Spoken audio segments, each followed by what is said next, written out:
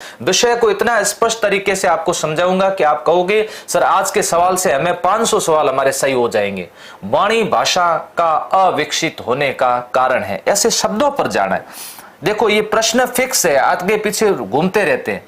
वाणी भाषा का अविकसित होने का कारण है, मतलब भाषा विकसित नहीं हो रही है, किसी की भाषा विकसित नहीं हो रही है। भाषा और किसी की बच्चे की वाणी विकसित नहीं हो रही है, इसका मतलब वो कैसा बच्चा है? वो है गूंगा बच्चा है। कैसा है? वो गूंगा है, उसकी विकसित नहीं हो रही है।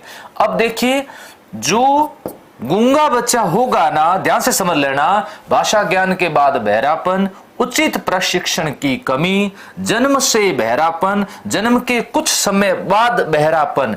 ध्यान रखिएगा हमेशा, जो बच्चा जन्म से बहरा है, क्या है? जो बच्चा जन्म से बहरा है वे हमेशा गूंगा होगा। ये ध्यान रखिएगा इस बात को। तब आपको एक फॉर्मूला बता देता हूं, याद रखना, एल एस आर और डब्ल्यू। साइड के जो सवाल बताऊंगा ना ये सब याद रखना। एल का मतलब क्या होता है? सबसे पहले लिसनिंग। लिसनिंग का मतलब सबसे पहले क्या करेंगे? हम सुनेंगे। जब तक सुनेंगे नहीं तब तक हम क्या नहीं कर सकते? बोल नहीं सकते। तब हम करेंगे सुनने के बाद में speaking, L S R W. ध्यान रखना, लिसनिंग, स्पीकिंग, फिर रीडिंग, और रीडिंग के बाद में राइटिंग होगा। तो ये भाषा विकास का भी एक दोस्तों क्या है? क्रम होगा। तो जन्म से जो बहरा होता है उसकी वाणी भाषा अविकसित हो जाती है। अगला प्रश्न, गुड। आपके मतानुसार सेवारत शिक्षक प्रशिक्षण कार्यक्रम आमुखीकरण का अच्छा उपाय। बच्चे सर इस पे अटक जाते हैं, सर ये क्या है? आमुखीकरण क्या है? देखिए आमुखीकरण का मतलब होता है अपना परिचय, अपना क्या करना? अपना परिचय एक से अधिक लोगों को देना, या फिर इससे क्या होता है अपना इंट्रोडक्शन। किससे इंट्रोडक्शन? सेवा से संबंधित इंट्रोडक्शन भी हो सकता है। तो सेवारत, सेवा में रत, जो कि अभी वर्तमान के अंदर सेवा में है, कौन? शिक्षक, शिक्षिकाएं, उनके लिए शिक्षण प्रशिक्षण ट्रेनिंग कार्यक्रम आमुखीकरण का अच्छा उपाय है। ये कथन कैसा है? ये कथन सत्य है। इस पे थोड़ा सा आपके प्रश्न गड़बड़ करता है। कई बार आप सोचते हो आंशिक दे दूं क्या, अनिश्चित दे दूं, असत्य दे दूं, लेकिन जब आप समझ जाओगे ना कि आमुखीकरण का अच्छा उपाय, और ऐसे ऐसे सेम सवाल रिपीट होंगे, मैं आपको और बता देता हूं, जिसके ऑप्शन भी चेंज नहीं होंगे, आप देखिएगा। चलिए अगले प्रश्न की ओर बढ़ते हैं, और ये लीजिए, बालक के विकास में निम्न में से किसका अधिकतम योगदान है? किसके विकास में?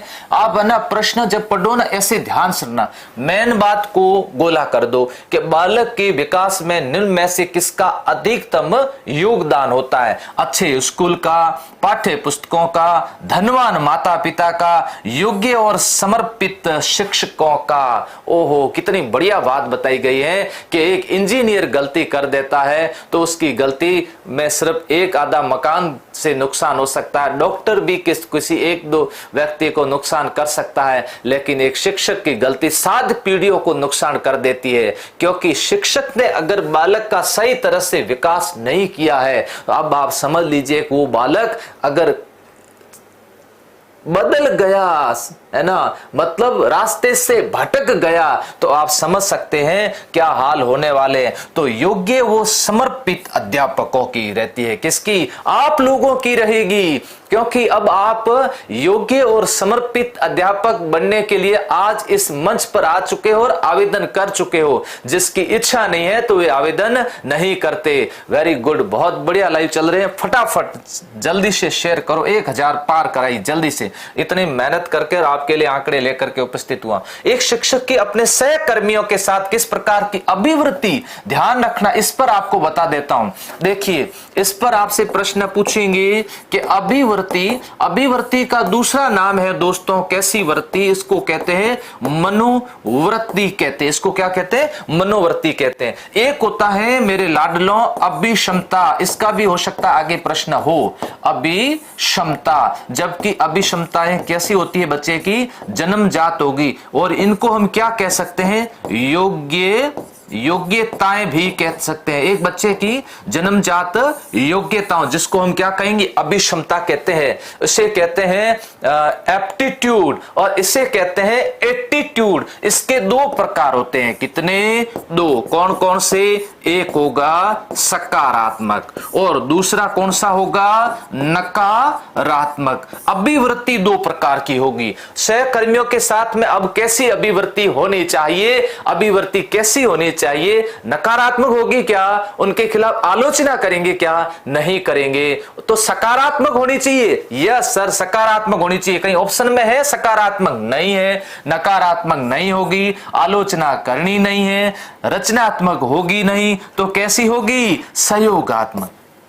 पिछली बार इन्होंने क्या किया? सकारात्मक की जगह कैसा शब्द दे दिया? सहयोगात्मक शब्द दे दिया। इसलिए ध्यान रखना, अभिवृत्ति में दो ही आएंगे, एक तो सकारात्मक और दूसरी कैसी आएगी? नकारात्मक। आज देख लीजिएगा, अगर हम हमारी अभिवृत्ति किसी के प्रति नकारात्मक भी होती है, हम आज कहते भी है, पाकिस्तान नाम लेते हैं अपन लोग, कैसे नकारात्मकता उसके खिलाफ करते हैं, है ना, दुश्मन समझने लग जाते हैं। तो ये क्या है? अभिवृत्ति है। एक बच्चे की अगर शिक्षक के प्रति नकारात्मक अभिवृत्ति हो जाए ना, वो उससे कभी नहीं पढ़ेगा, कितना भी अच्छा शिक्षक हो जाए, कभी नहीं पढ़ेगा। इसलिए हमारे बच्चों की अभिवृत्ति होनी चाहिए सकारात्मक, शिक्षक की भी अपने शिक्षकों के प्रति कैसी होनी चाहिए? सकारात्मक होनी चाहिए। अगला प्रश्न है, ये लीजिए, शिक्षक का प्रमुख कार्य क्या? ओ, कितना बढ़िया प्रश्न है। शिक्षक का प्रमुख कार्य क्या है? पाठ्यक्रम समय पर पूर्ण करना है, छात्रों को प्रभावी शिक्षा देना है, छात्रों का मार्गदर्शन करना है, छात्रों के साथ पक्षपातपूर्ण व्यवहार कभी मत करना,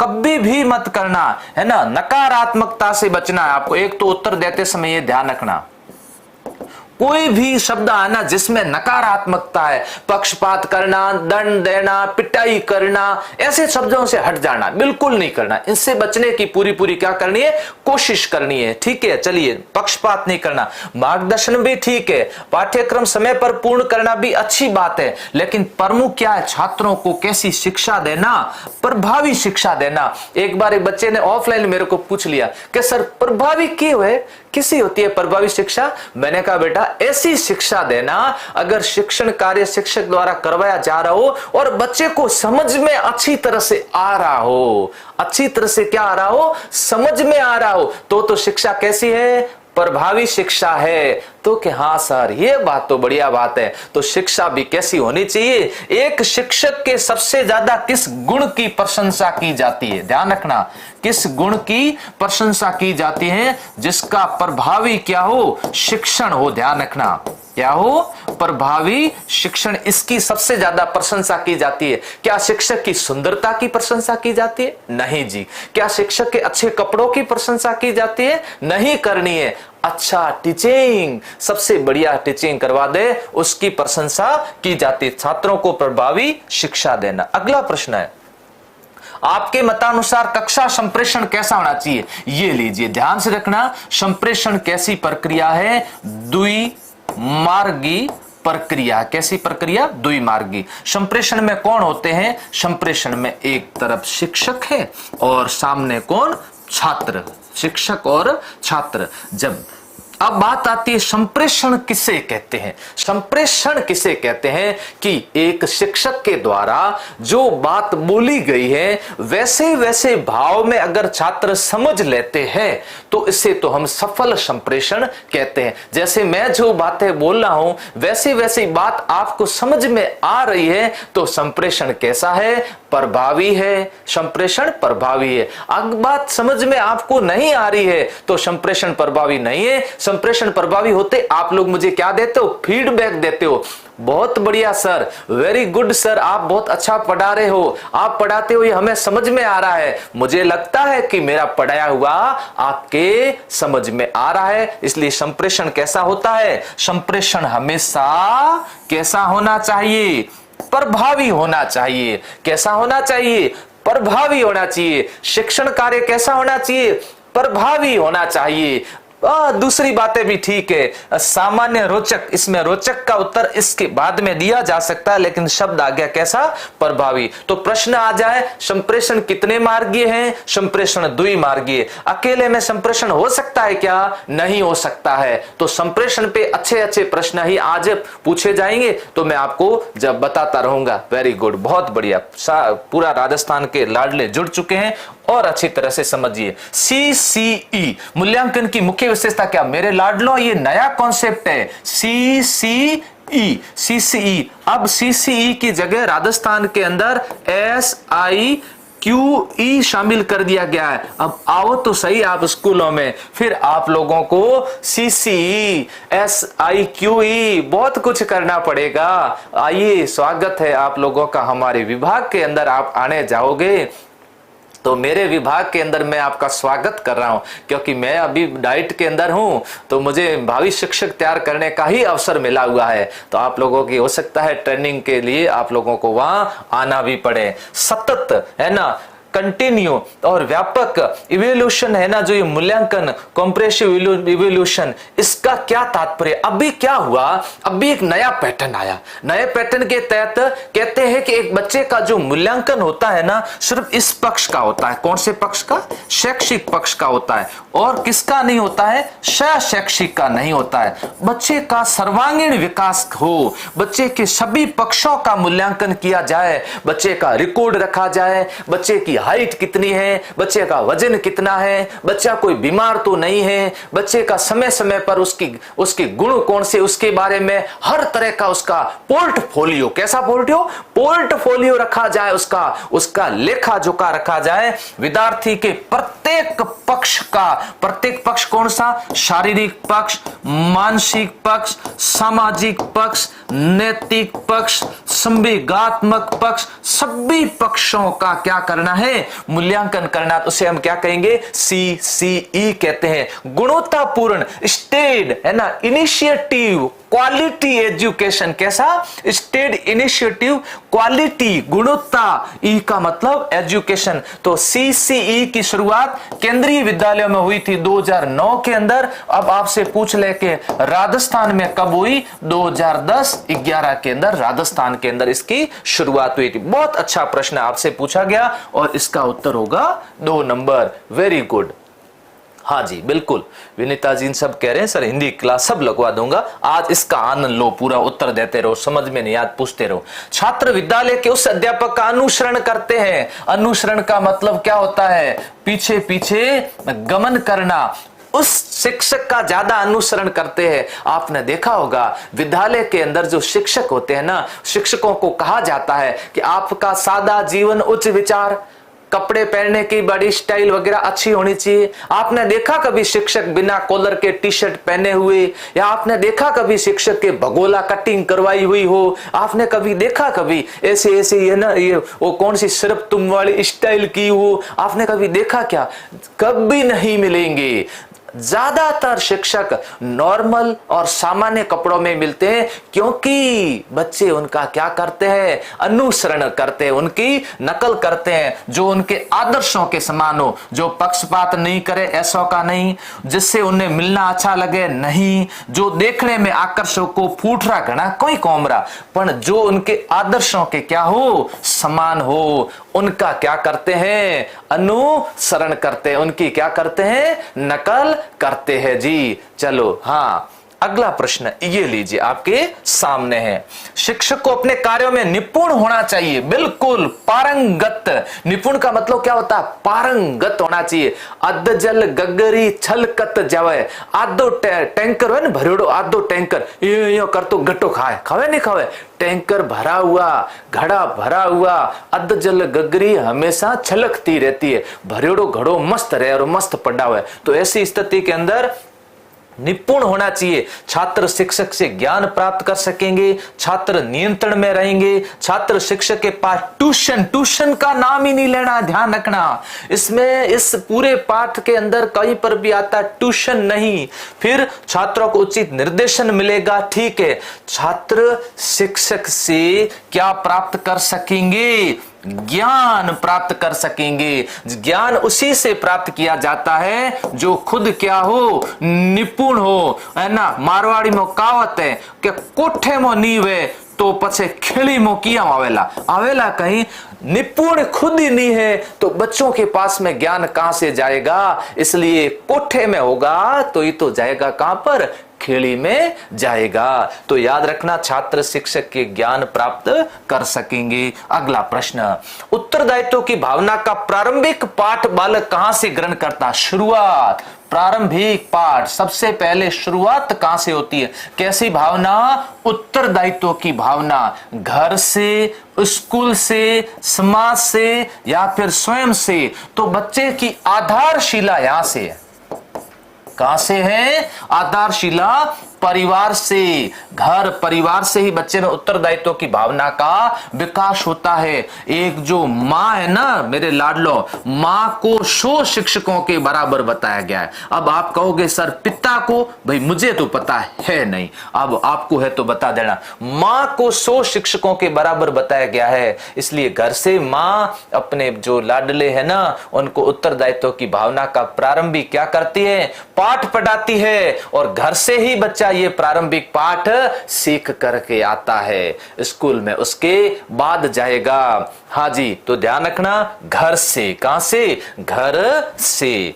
अगला प्रश्न ये लीजिए, आप अध्यापन व्यवसाय की प्रगति के लिए सर्वोच्च, अध्यापन भी एक व्यवसाय है, आपको पता है, एक टॉपिक है व्यवसायिक बद्धता, व्यावसायिक कटिबद्धता। व्यावसायिक बद्धता का मतलब आपका व्यवसाय जो है ना उसके प्रति आपको उत्तरदायित्व होना चाहिए। व्यवसाय के प्रति आपको क्या होना चाहिए, कटिबद्ध रहना चाहिए। व्यवसाय के प्रति आपकी निष्ठा होनी चाहिए। कैसी, आजकल शिक्षा की नई शिक्षा नीति आ रही है, वो कह रही है कि 12वीं पास करते डीएलएड वगैरह, बीएसटीसी, प्री बीएड 12वीं पास करते करवाओ। बच्चे में ये भाव बैठा दो कि तुझे शिक्षक ही बनना है। आजकल आपने देखा होगा, पहले आईएएस की तैयारी करेंगे, फिर आरएस की करेंगे, बहुत सारी तैयारी करने के बाद में कहीं होगा नहीं, हमें कहीं करो, हमें मास्टर बनाओ, बोलो सब लास्ट समझे। लेकिन नहीं, सबसे टॉप में, अब सबसे टॉप में होना चाहिए। तो गुणवत्तापूर्ण कक्षा शिक्षक, अनुसंधान कार्य करना, उत्तम पुस्तकों का लेखन करना, शिक्षण कार्य से पलायन करना। पलायन करना मतलब भाग जाना नहीं, पुस्तकों का ठीक है, अनुसंधान ठीक है, पर सबसे क्वालिटी क्या है, गुणवत्तापूर्ण कक्षा शिक्षण, कक्षा शिक्षण। तो यहां व्यवसाय की प्रगति के लिए सर्वोच्च महत्व किसको देंगे, सर्वोच्च महत्व हम उसको देंगे जब क्वालिटी आधारित क्या देंगे, शिक्षा देंगे। सर पेपर 31 को ही है क्या, पेपर जब भी होगा हो जाएगा, अभी तो आप पढ़ाई कर लो। आधे से ज्यादा बच्चे तो इसलिए फेल हो जाते हैं, बस उनका ध्यान पेपर कब होगा, होगा का नहीं होगा, आगे बढ़ेगा का नहीं बढ़ेगा, इन सवालों में अटके नहीं रहना मेरे लाडलो, हो जाएगा। जब भी सरकार करवाएगी हो जाएगा। अपना काम, मेरा काम पढ़ाना, आपका काम क्या, पढ़ना। मेरे लाडलो पढ़ाई कर लो, मेहनत करो, पेपर होते रहेंगे। अगला प्रश्न 31 को योगदान क्या दिक्कत है, शिक्षण एवं संस्था एक दूसरे प्रदान है ना। शिक्षक, ध्यान रखना, शिक्षक एवं संस्था प्रदान। संस्था प्रदान कौन होते हैं, जैसे एचएम साहब भी हो सकते हैं, हेड मास्टर साहब, है ना, नाम सुना होगा आपने, हेड मास्टर साहब से डर बहुत लगता था। एक दूसरे के प्रतिस्पर्धी होते हैं, मित्र होते हैं, सहयोगी होते हैं या फिर विरोधी होते हैं। आप स्कूल वाली बातों पे मत जाना। कई बार स्कूल के अंदर हेड मास्टर साहब शिक्षकों को डांटते रहते हैं, क्लास लीजिए, क्लास में जाते नहीं हो, तो दूसरे वाले शिक्षक हेडमास्टर साहब का भी मजाक करते रहते हैं। हेडमास्टर साहब को थोड़ा यूं मुंह फुला के रहना पड़ता है, यूं रहना पड़ता है, हंसते बिल्कुल भी नहीं। ऑफिस के आगे से कोई नहीं निकल सकता, जो कोई मंदिर बनो हल्लाम करना पड़े, डर भी लगता है। ये क्या है, ये प्रशासक का एक क्या गुण भी है, करना भी पड़ता है। ये भी एक मनोविज्ञान है, क्या है, मनोविज्ञान है। लेकिन ये आपस में एक दूसरे के लिए क्या होते हैं, सहयोगी होते हैं। कभी भी मत करना प्रतिस्पर्धी होंगे, मित्र की जरूरत नहीं है, विरोधी तो बिल्कुल भी नहीं होंगे। विरोधी अपवाद है तो अलग मैटर है ना, उस पर अपने को नहीं जाना। अब ऑफलाइन हो तो बच्चे हाथ खड़ा कर देते, सर हूं पढ़तो न हुए स्कूल में मास्टर आपस में बनती को। अरे भाई थारी स्कूल में मैटर अलग है, यहाँ का मामला अलग है। ये पूरे राजस्थान के बच्चे देख रहे हैं। कक्षा में पढ़ा समय एक छात्र ने आपसे एक प्रश्न पूछा। क्या किया?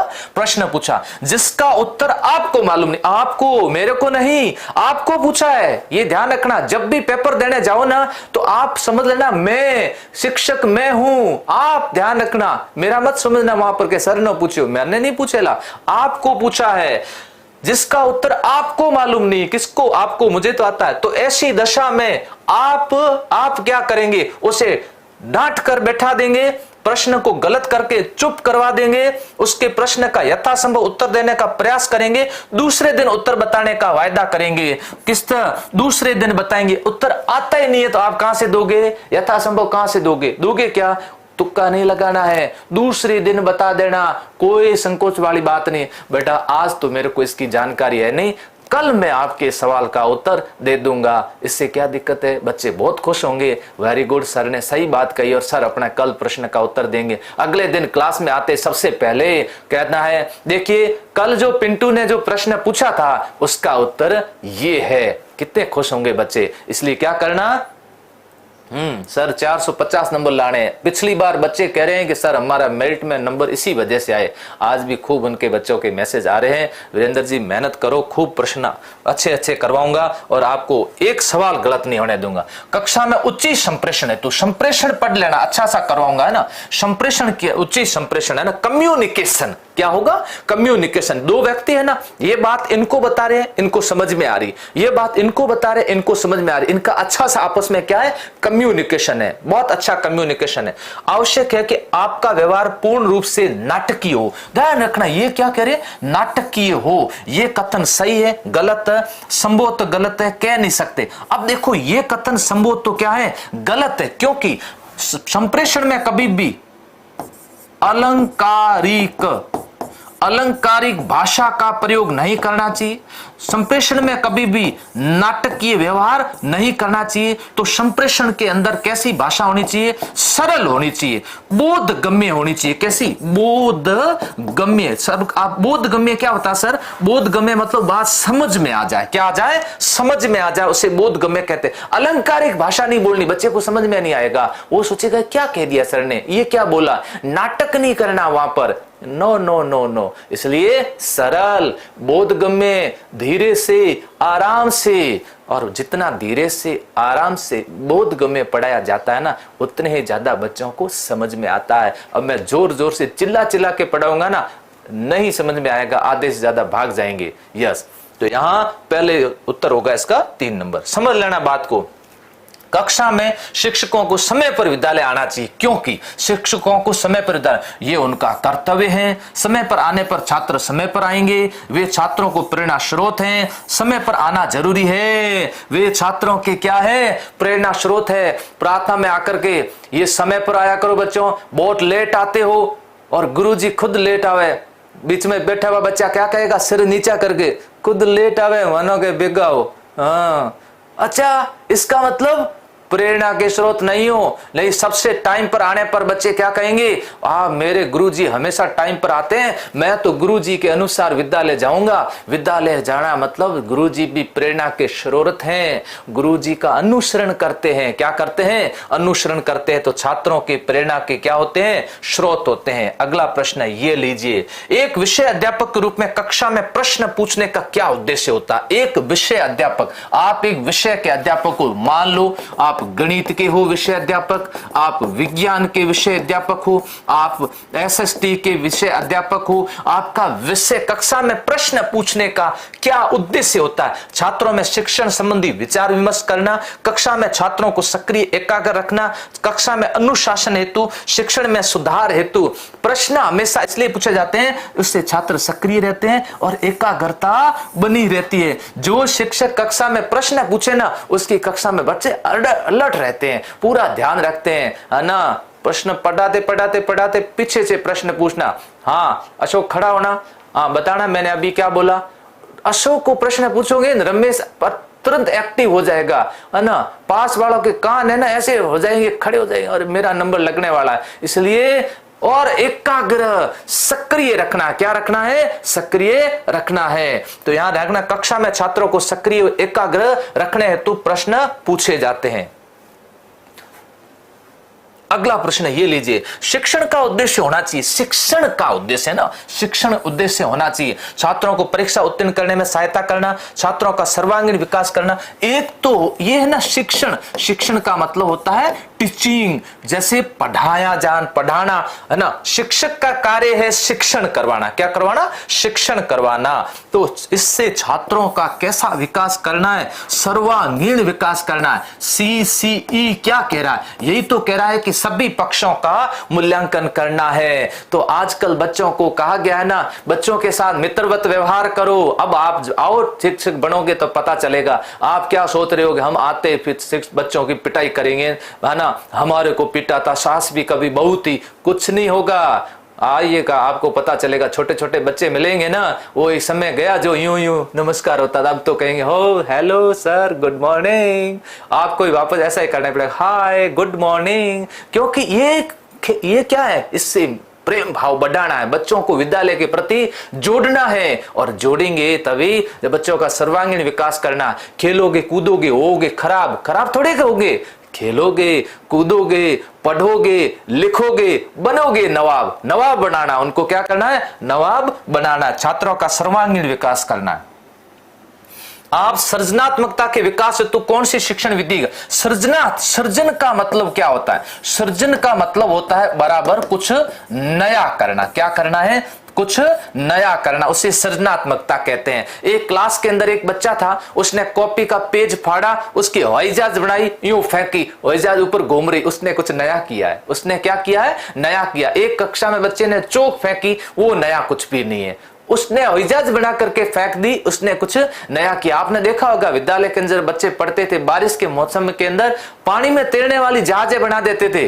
कई बच्चे ऐसे होते थे, तैरने वाली क्या बना देते थे? जहाजें बना देते थे। वो कुछ नया करते हैं। क्या करते हैं? मौलिक करते हैं। क्या करते हैं? नया करते हैं। उसको हम कैसा कहते हैं? मौलिक कहते हैं। उसको क्रिएटिविटी कहते हैं। वो कुछ नया रचनात्मक करते हैं। कैसा करते हैं? रचनात्मक करते हैं। तब उसको हम कैसे कहते हैं? समस्या समाधान विधि इसमें काम करती है। जैसे एक मैं आपको प्रश्न पूछ लूं कि घरों के पहिए लग जाए, घरों के पहिए लग जाए तो क्या होगा? क्या होगा? ये सृजनात्मक बालक उत्तर दे सकते हैं। हर किसी के वश की बातें नहीं है। घरों के पहिए लग जाए तो क्या होगा? दूसरा प्रश्न है, मानव के पंख लग जाए तो क्या होगा? बताओ। ऐसे प्रश्नों के उत्तर सृजनात्मक भी देते हैं। मैं कई बार पूछता भी हूं कि सर मैं बताऊं घर के पहिए लग जाए क्या होगा? तो बच्चे कहें सर मैं बताऊं, हूं घर कोचिंग ले रहा। सारे घर कोचिंग ले आओगे तो मैं पार्किंग की व्यवस्था कहां करवाऊंगा? मुश्किल हो जाएगा ना, है ना। आप घर लेकर के यहां आ जाओगे, पीछे पापा आएंगे तो हाँ ये बात तो सही है, तो फिर गड़बड़ हो जाएगा। तो पंख लग जाएंगे तो पंख लग जाए, अभी सारे उड़ के यहाँ आ जाते, स्टूडियो के अंदर बैठ जाते। ऐसा करोगे उत्तर दोगे क्या? नहीं नहीं नहीं नहीं, ये क्रिएटिविटी है, इसे मौलिकता कहते हैं। क्या कहते हैं? मौलिकता कहते हैं। तो कहानी ठीक ठाक है। व्याख्यान तो कभी भी गलत है। व्याख्यान विधि उपयोगी नहीं है, बस भाषण देने में काम आती है। व्यक्ति इतिहास मतलब किसी व्यक्ति के कोई भी जैसे उसके किसी व्यक्ति का निदान करना, मतलब उसके कुछ कारणों को जानना। क्या करना? कारणों को जानना। तो व्यक्ति इतिहास केस स्टडी मेथड काम में आता है। केस स्टडी मेथड, एक बच्चा है चोरी कर रहा है, एक बच्चा अपराधी प्रवृत्ति का क्यों है, पूछा, पता करो, उसके केस करो, केस स्टडी मेथड का पता करो। बहुत बढ़िया बात है। 1300 का आंकड़ा पहुंच गया। जल्दी से और जगाओ। उठ जाग मुसाफिर भोर भई, अब रैन कहा जो सोवत है, जो सोवत है, जो खोवत है, जो जागत है सो पावत है। अजय कई सूरजमुखी होता है, उन्हें जगाओ के शिक्षण अभिरुचि क्लास शुरू हो गई है। ज्ञान अर्जन के लिए अध्यापक को होना चाहिए, ज्ञान अर्जन करना चाहिए। अध्यापक को जीवन भर क्या होना चाहिए? ज्ञान अर्जित करते रहना चाहिए। जब तक ज्ञान अर्जित नहीं करेगा तो अध्यापक खुद क्या देंगे? इसलिए प्रयत्नशील, सजग, पुस्तक संग्रहता या निश्चेष्ट नहीं बनना। पुस्तक संग्रह ठीक है, सजग भी ठीक है। जीवन भर कैसा होना चाहिए? प्रयत्नशील होना चाहिए। नौकरी लागी, हमें क्या करना है? किताबों समेट करके ऊंचे पटक दो।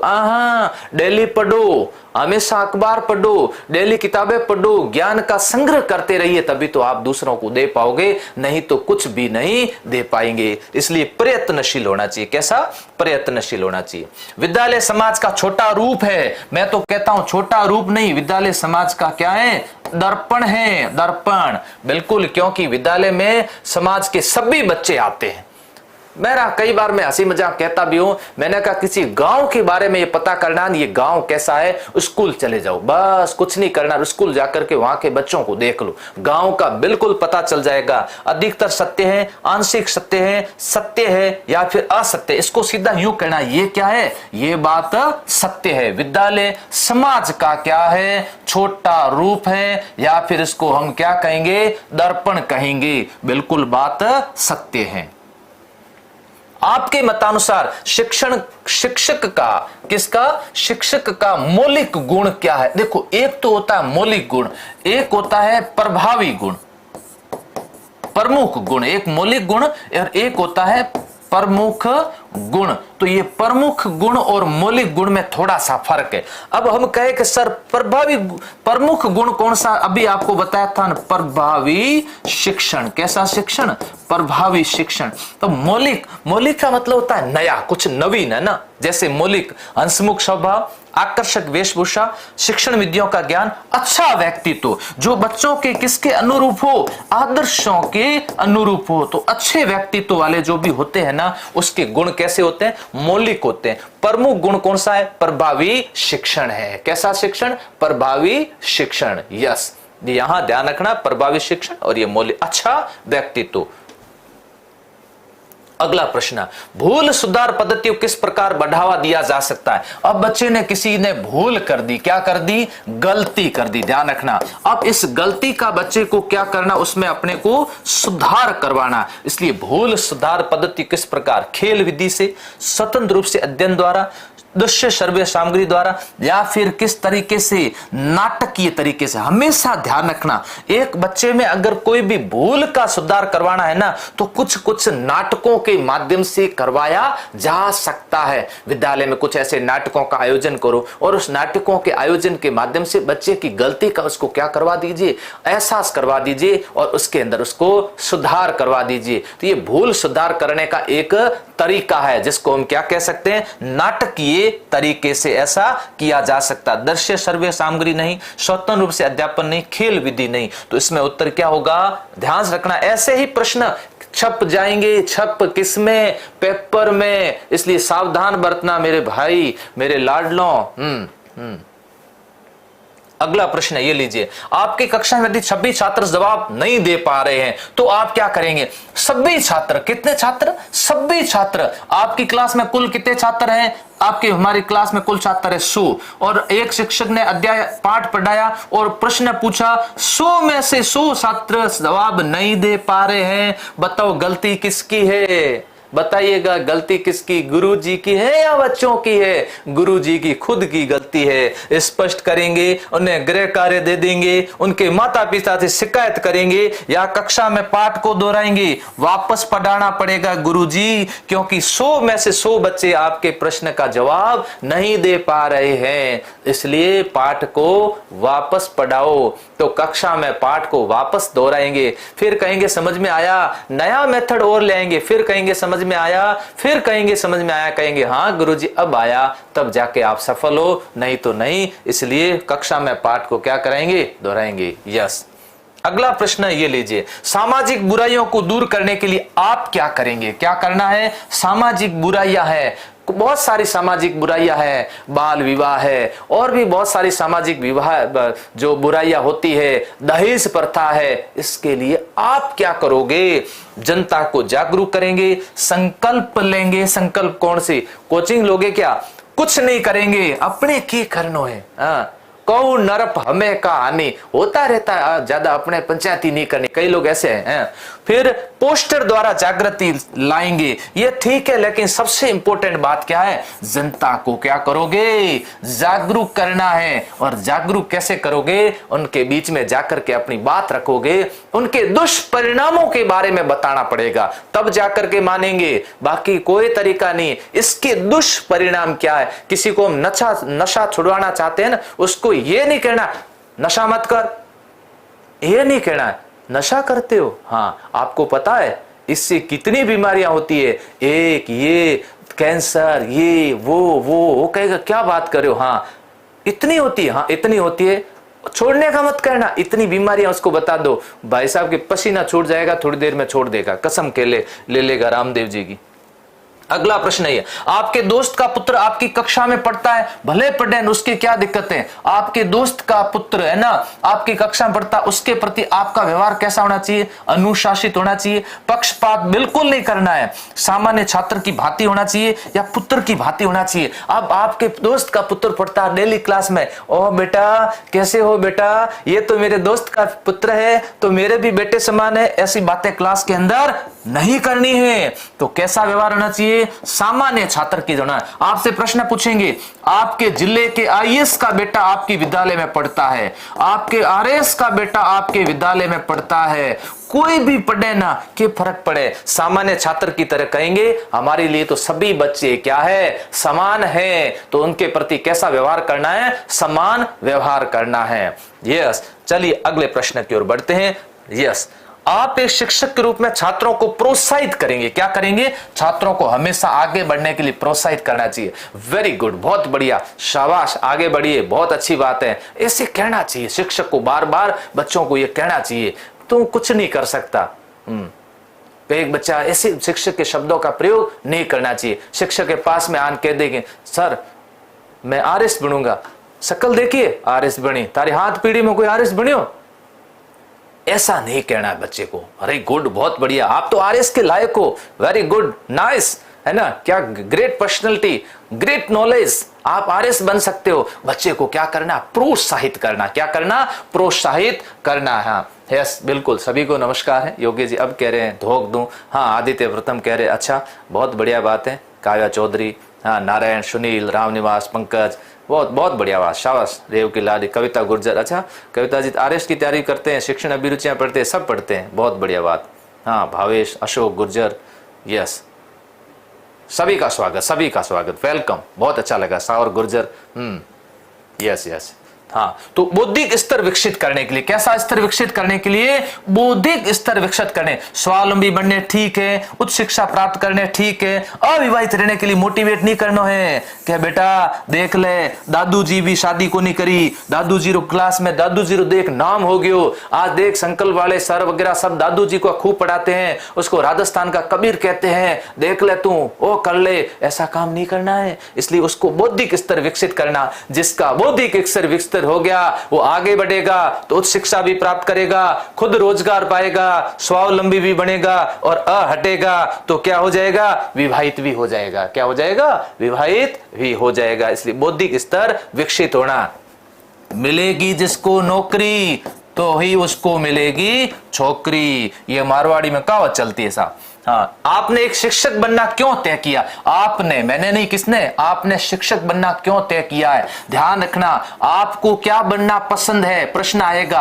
आईएएस बनना पसंद है, आरएएस बनना पसंद है, शिक्षक बनना पसंद है, ऐसा प्रश्न पूछा जाएगा, आपको आंख बंद करके उत्तर देना, मुझे तो शिक्षक बनना पसंद है, भले मत हो पसंद, बताना नहीं, किसी को बताना मत, भले मत हो, लेकिन कहना है मने तो शिक्षक बननो इतो अच्छो लागे है, बस मैं तो बस शिक्षक ही बनूंगा, बननो आइए से, लेकिन बताना नहीं है। आप शिक्षक बनना क्यों बनना चाहते हो, आप शिक्षक क्यों बनना चाहते हैं, घर वाले कह रहे हैं बीएड कर ले, बीएसटीसी कर ले, मेरी तो इच्छा है को, नहीं नहीं मेरी इच्छा है, मैं रुचि से बनना चाहता हूं, ये उत्तर दे के आना, क्या करके आना, हाथी के दांत खाने रहा दिखाने रहा अलग है, OMR शीट के ऊपर गोला अगर आपने ऐसा भर दिया तो बाद में कोई नहीं पूछेगा, फिर आराम से तैयारी करना।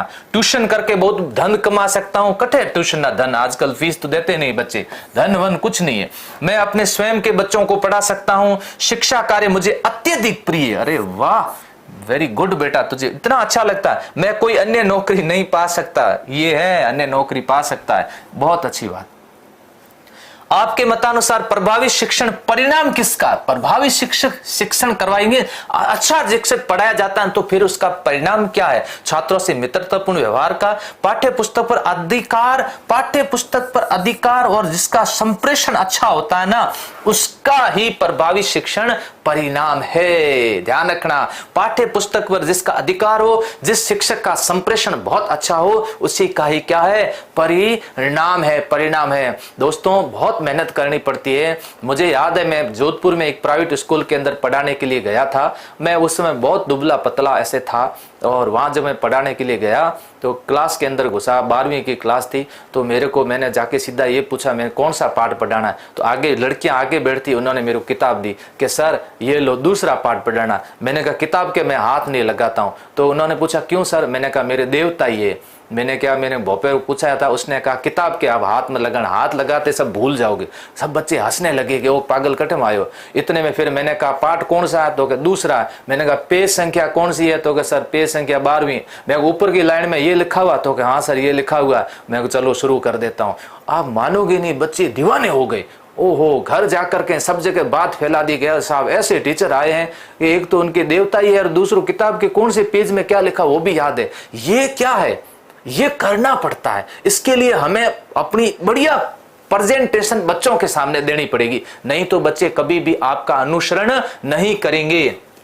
पाठ्य पुस्तक पर क्या करना है? अधिकार। बोलने की क्या होनी चाहिए? कला होनी चाहिए, बोलने की कला होनी चाहिए। अगला प्रश्न ये लीजिए, व्यक्तिगत या सामूहिक रूप से प्रशंसा को तकनीक भाषा में क्या कहा जाता है? या तो पर्सनली उसकी प्रशंसा करो या सबके सामूहिक रूप से प्रशंसा करो, उसे अनुशासन कहते हैं, पुरस्कार कहते हैं, छात्रों में मतभेदता कहते हैं, कुशल प्रबंध करने में सहायक। यस, कुशल प्रबंध करने में क्या सहायक? एक HM साहब है, हेडमास्टर साहब है, वो समय समय पर अपने शिक्षक जो होते हैं उनकी प्रशंसा करते हैं। कभी कभी मीटिंग होती है तो उस मीटिंग में सबकी प्रशंसा करते हैं, कहते हैं देखिए ये जो स्कूल का जो 100% परिणाम आया है ये मेरी बदौलत नहीं आया, मेरी टीम की बदौलत आया है। फिर क्या देखिए गणित में बच्चों ने जो सबके D लगा है ना, ये इन गुरुजी की वजह से लगा है। ऐसा करने से क्या होता है? कुशल प्रबंध करने में क्या होता है? सहायक होता है। इसलिए उत्तर क्या देना है? 4। अच्छा प्रबंध करना। कैसा? अच्छा प्रबंध करना।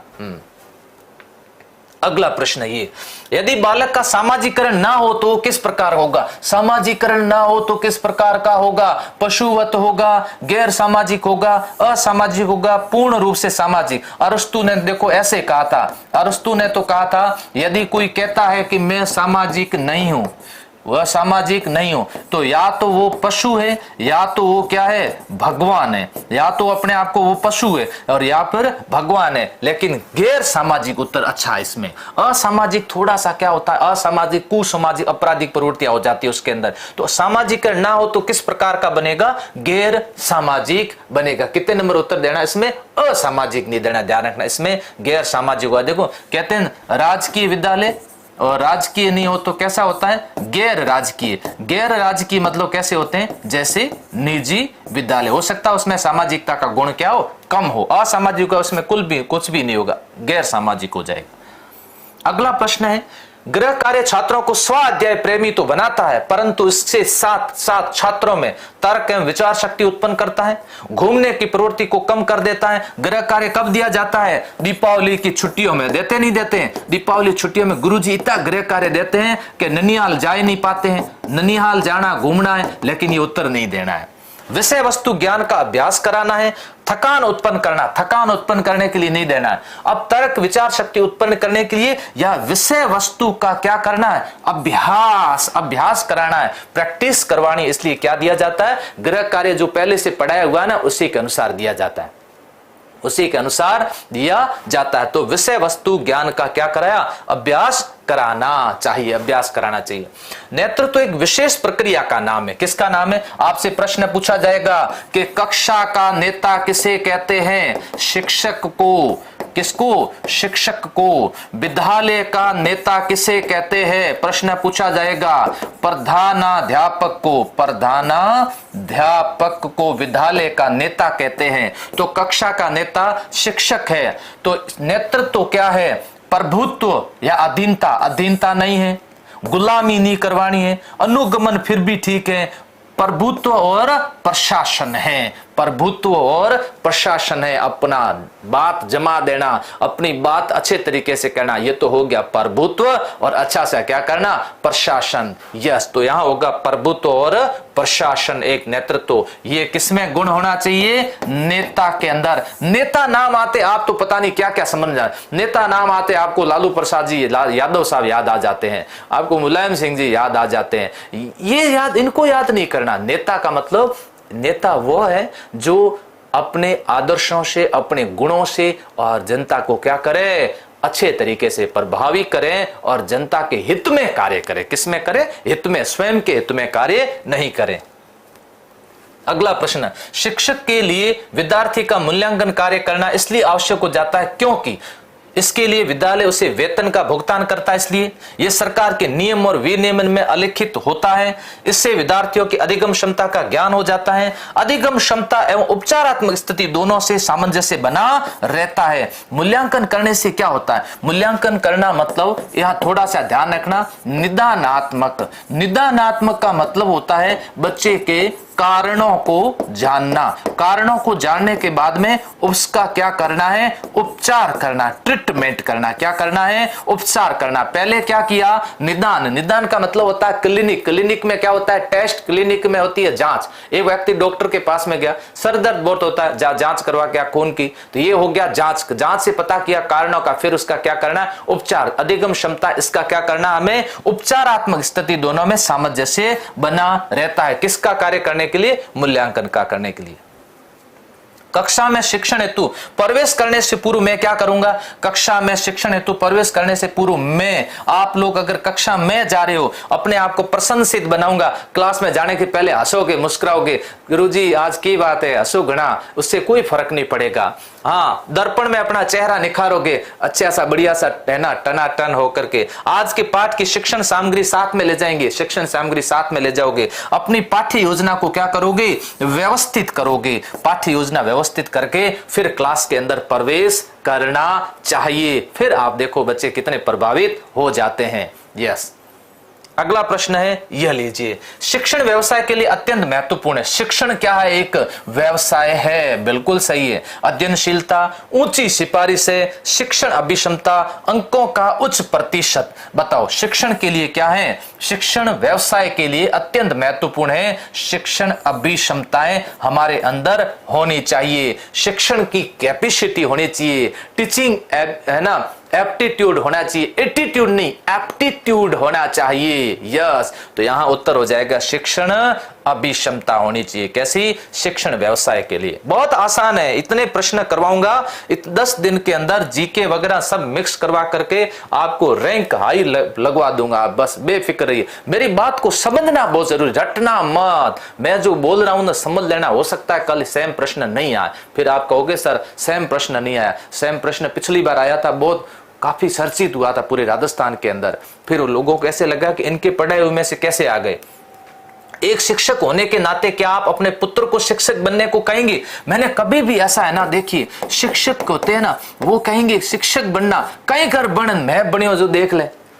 पुलिस वाले होते हैं ना, बच्चे को क्या कहेंगे? बच्चा कहेगा सर पापा मैं पुलिस वाला बनूंगा। कहीं कर बन पुलिस वालों, मैं बनो देख ले, हालत खराब, सुबह ड्यूटी, दोपहर को ड्यूटी, वहां जाना। हर कोई यूं ही कहते, हर कोई यूं कहते, लेकिन नहीं, उत्तर कैसे देना है, उत्तर कैसे देना है? नहीं, क्योंकि इस व्यवसाय में कुछ नहीं रखा। हाँ, यदि वह स्वेच्छा से इसके लिए सहमत होता है, हाँ यदि स्वेच्छा से वह इस कार्य के लिए सहमत होता है तो। अब एक भाई साहब पूछ रहे हैं सर तालिबान के बारे में आपके क्या विचार है? जैसे कोई जो बाइडेन हो, कोई अमेरिका राष्ट्रपति हो, जो मैंने पूछे कि तालिबान के बारे में क्या विचार है। जैसे मैंने कोई सेना हटाई है, अब मैं सेना वापस भेजूंगा, हाँ तालिबान के बारे में कार्रवाई कर रहा हूँ, हाँ अभी कारजई जी से मेरी बात हुई है। पढ़ाई कर लेना, सुबह सुबह थारे दिमाग में वो खुरापाती क्यों आवे, मैंने समझ में नहीं आवे है? स्वेच्छा से इसके लिए क्या होता है, सहमत होता है। अगला प्रश्न ये लीजिए, आपकी राय में वर्तमान शिक्षा व्यवस्था में सुधार की आवश्यकता की प्राथमिकता है क्या? जल्दी करो, फटाफट उत्तर दो।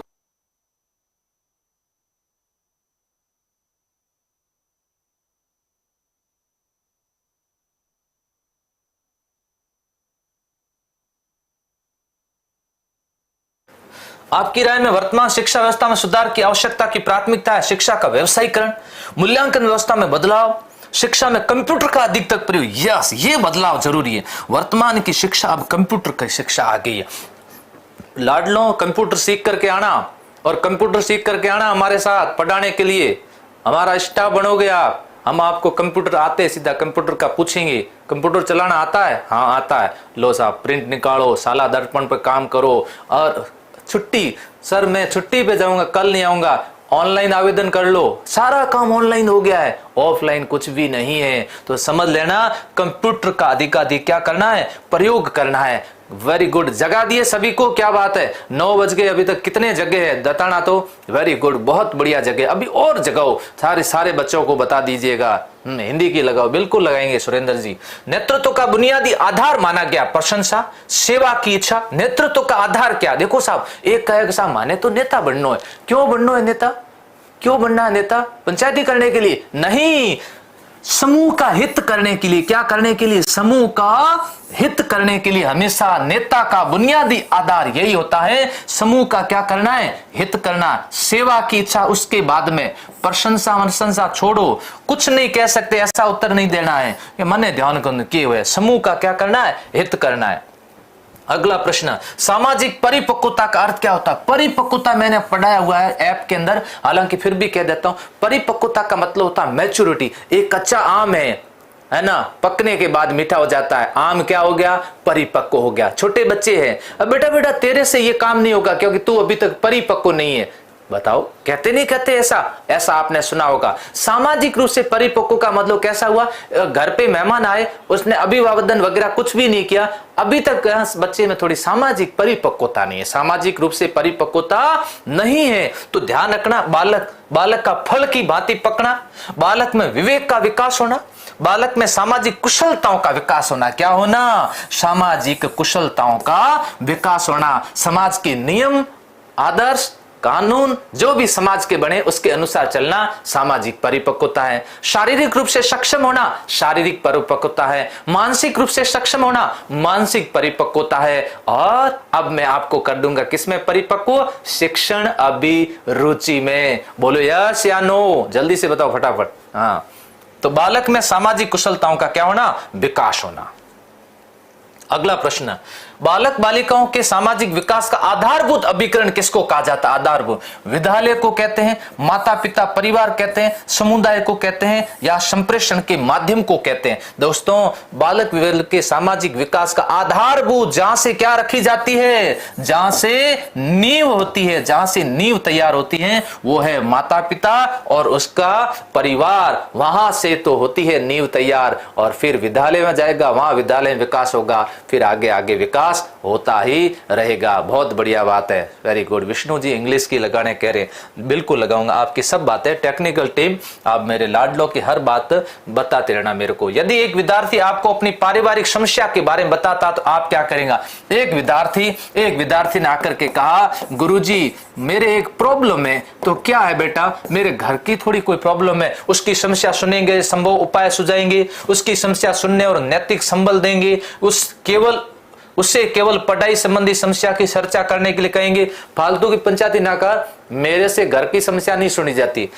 उसे पारिवारिक समस्या की चर्चा नहीं करने के लिए कहेंगे यहाँ बच्चे की हर बात को क्या करना, सुनना, उसकी समस्या सुनेंगे, नैतिक संबल देंगे, उसकी समस्या को सुनेंगे, संभव उपाय सुझाएंगे। क्या कहेंगे, संभव उपाय सुझाएंगे। कितना अच्छा लगेगा उसको, और उसको लगेगा कि गुरुजी तो मेरी बात को क्या करते हैं, सुनते हैं और संभव उपाय भी बताते हैं। आपके मतानुसार सीखने हेतु क्या आवश्यक है?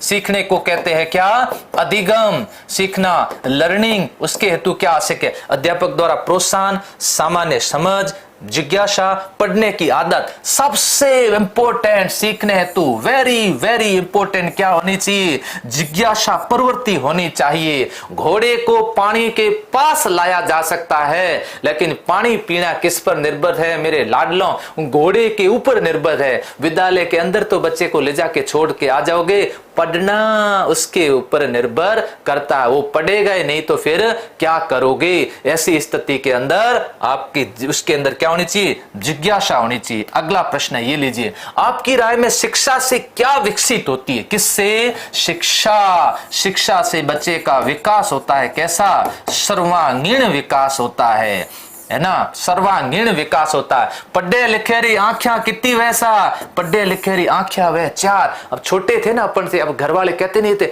पढ़ ले, पढ़े लिखेरी आंखियां चार वे, तो हमें कई बार पढ़े लिखे के बारे में पता करते थे कि पढ़ियोड़ो कौन है, आपस में बच्चे बातें करते थे, तो कहे वो है, तो बिन्नी तो दो है। तो फिर वापस पूछते थे जाकर के, मम्मी आप कहते थे पढ़े रे आंखें चार है, अरे बेटा दो आगे दो लारे वे, लारे देखनी पड़ती कीठा बाड़ो रे अंदर घुसियोड़ी है ठाक, लेकिन ये समझ वाली है। दो आंखें कौन सी है? दो आंखें समझ वाली है। इससे विकसित होती है क्या दोस्तों? बौद्धिकता। क्या विकसित होती है? बौद्धिकता विकसित होती है। यस। अगला प्रश्न ये लीजिए, अच्छे नेता के गुणों के विकास के लिए सबसे महत्वपूर्ण भूमिका है। अच्छे नैतिक गुणों, राजनीतिक मंच, विद्यालय, परिवार, सिनेमा हॉल। अच्छा नेता कहां से बनता है? विद्यालय से एक अच्छे नेता तैयार किए जा सकते हैं। कहां से? विद्यालय। ध्यान रखना, कक्षा में ध्यान रखना, कक्षा में मॉनिटर किसको बनाया जाता है? सुंदर होगा उसको, अष्टपुष्ट होगा उसको, है ना, अष्टपुष्ट उसको बनाया जाएगा। कोई भी बोले है ना, उठा के पटक करके बैठा दे जबरदस्ती वापस, ऐसे को नहीं बनाना है। किसको? सबसे पढ़े लिखे, सबसे होशियार बालक को बनाना है, जो कि हो सके आगे जाके नेता बने। और नेता अगर होशियार पढ़ा लिखा होगा तो देश का क्या करेगा? विकास करेगा। स्वयं का विकास नहीं, समूह का विकास करेगा। किसका? समूह का। तो विद्यालय, उत्तर क्या होगा? विद्यालय।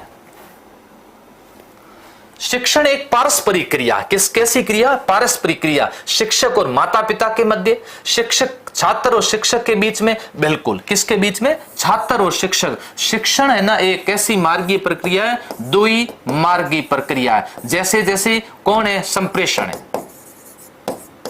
संप्रेषण की तरह। तो ध्यान रखना, शिक्षण पारस्परिक क्रिया, किसके? छात्र और किसके बीच में? शिक्षक के बीच में एक ऐसी है क्रिया है। अगला प्रश्न है ये लीजिए, आपकी राय में अंतर्वैयक्तिक संबंधों का आधार क्या है? इंडिविजुअल संबंध होते हैं, अंतर्वैयक्तिक संबंध होते हैं, आपस में अच्छे रिलेशन होते हैं, बहुत सारा ऐसा अंतर्वैयक्तिक संबंध। विचारों की समानता है।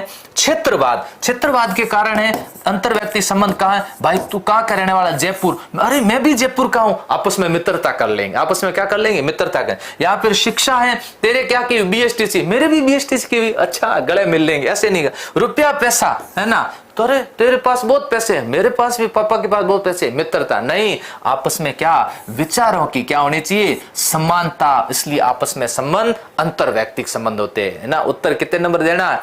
1 नंबर देना। कई लोग 2 दे रहे, कई 3 दे रहे, कई 4 दे रहे, नहीं देना। कैसा होना? विचारों की क्या होनी चाहिए? समानता होनी चाहिए। क्षेत्रवाद, जातिवाद, भ्रष्टाचारवाद, वाद सब छोड़ दो। बालक की नींव प्राथमिक स्तर के अध्यापक द्वारा निर्मित होती है, अतः उसका कार्य है। प्राथमिक स्तर के जो शिक्षक होते हैं ना, वास्तव में इनकी नींव यही तैयार करते हैं, ये ही तैयार करते हैं। अब देखो 8वीं क्लास तक तो फेल करना नहीं है कॉमर्सा को, अब 8वीं तक फेल करना नहीं है, 9वीं में आएगा ना तब उसको क्या सिखानी है? बारकड़ी सिखानी है। लो 8वीं तक तो नॉन स्टॉप एक्सप्रेस चलती है, पछे डिगमग डिगमग डिगमग करते घटो खाई 10वीं मान। फिर क्या मारे लाड लो कहीं काम रो। अरे भाई साहब पहले से इसकी नींव कमजोर है, अब क्या करोगे? कोरोना ने और गड़बड़ कर दी। कितने साल पास कर दिए बच्चों को? 2 साल का। हमें 100 में से 100% लो भाई साहब पूछ लो समाचार, 10वीं में कितना बढ़िया 100% है थारे कितना है लो। कोरोना काल में, कौन से काल में, कोरोना जिंदाबाद है। तो ऐसी स्थिति के अंदर महत्वपूर्ण है, कैसा है, बहुत इंपॉर्टेंट, वेरी इंपॉर्टेंट। मैं आपको बताऊं विदेशों के अंदर क्या होता है, मैंने कई शिक्षा विदेशों की नीति के बारे में पढ़ा। वहां प्राथमिक विद्यालय के जो शिक्षक होते हैं उनकी तनख्वाह ज्यादा है, और जो फर्स्ट ग्रेड है, जैसे हमारे जैसे जो फर्स्ट ग्रेड है उनकी तनख्वाह कम होती है, लेकिन यहाँ फर्स्ट ग्रेड को देते ज्यादा, प्राथमिक वालों कम। और प्राथमिक का सबसे इंपॉर्टेंट काम है, सबसे इंपॉर्टेंट किनके पास में, प्राथमिक के पास में। तो यहाँ महत्वपूर्ण कार्य, कैसा है, महत्वपूर्ण कार्य।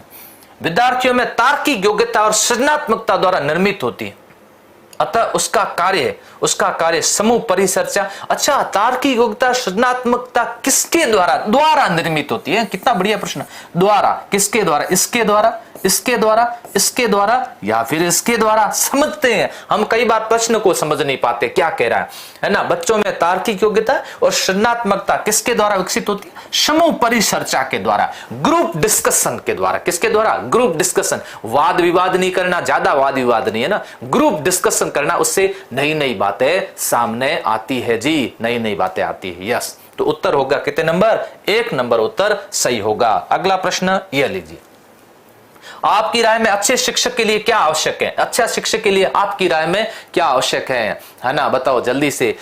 अपने सहकर्मियों में लोकप्रियता, शिक्षण कार्य के प्रति प्रतिबद्धता, एक प्रभावी अन्वेषक होना, या फिर अपनी संस्था के प्रति निष्ठा।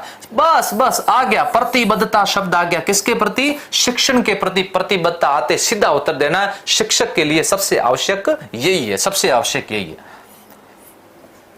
निम्न में से शिक्षक के कौन से निजी गुण शिक्षक को सबसे ज्यादा प्रभावित करते हैं, सबसे ज्यादा निजी गुण शिक्षण को प्रभावित करते हैं, किसको, शिक्षण को प्रभावित करते हैं। संवेदनशीलता, सामाजिक कुशलता, शारीरिक शक्ति, प्रबंध क्षमता। सबसे ज्यादा प्रभावित करते हैं ना संवेदनशीलता, है ना, बच्चे उसके जो इमोशनल है ना, उसके जो भाव है ना, ये उनके निजी गुण होते हैं जो कि अपने शिक्षण को क्या करेंगे, प्रभावित करते हैं। ध्यान रखना। ये देखिए प्रभु राम जी कह रहे सर विनोद जी को रीजनिंग मैदान उतारो, बिल्कुल सारी टीम को उतारेंगे मैदान। अभी हरावल दस्ता आया है, अभी हरावल टीम में, हरावल दस्ते में एक थोड़े सेनापति होते, अभी मेरे बहुत सारे सेनापति हरावल दस्ते में है, वो भी आएंगे, सब पढ़ाएंगे आप, बिल्कुल। हाँ जी, तो यहां उत्तर हो जाएगा संवेदनशीलता होगा। अगला प्रश्न है ये लीजिए, व्यावसायिकता से क्या तात्पर्य, ध्यान से उत्तर दीजिए फटाफट। व्यावसायिकता,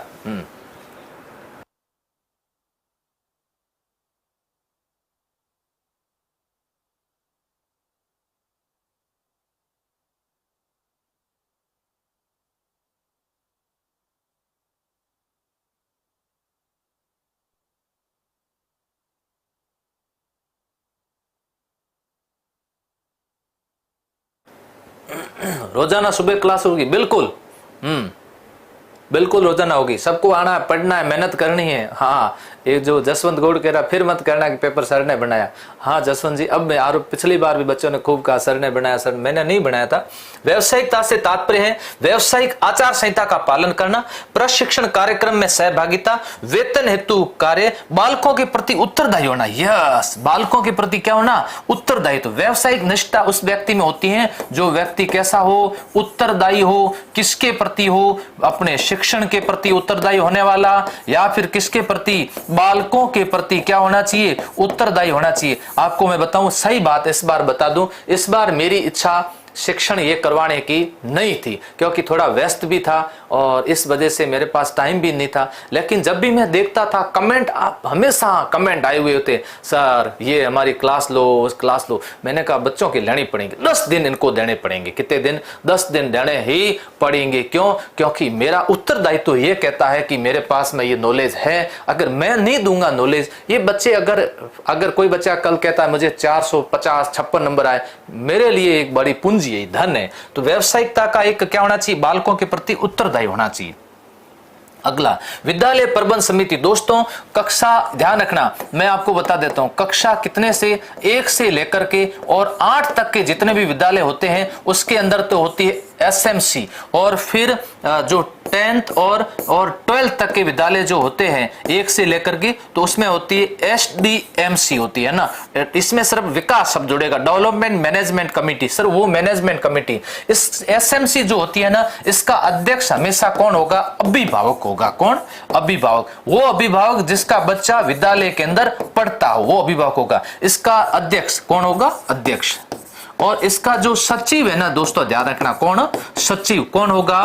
प्रधानाध्यापक। जो भी एचएम होंगे, एचएम साहब, वो इसके सचिव होंगे। अब इसका काम क्या है? एसएमसी का क्या है? विद्यालय में नवीन विचारों को क्या करना? प्रारंभ करना। प्रत्येक माह की अमावस्या को एसएमसी की बैठक होती है, क्योंकि अमावस्या में गांव के जो मजदूर वगैरह होते हैं वो छुट्टी भी होते हैं, तो विद्यालय में नई नई विचार लाना, नई नई बातें लाना, नवीन विचारों को क्या करना है? प्रारंभ करना है। इसलिए विद्यालय प्रबंध समिति का गठन किया जाता है। ये होगा उत्तर 3। अगला प्रश्न ये लीजिए आपके सामने, संप्रेषण की प्रक्रिया का सही क्रम बताना। जल्दी बताओ फटाफट, संप्रेषण की प्रक्रिया का सही क्रम बताइए।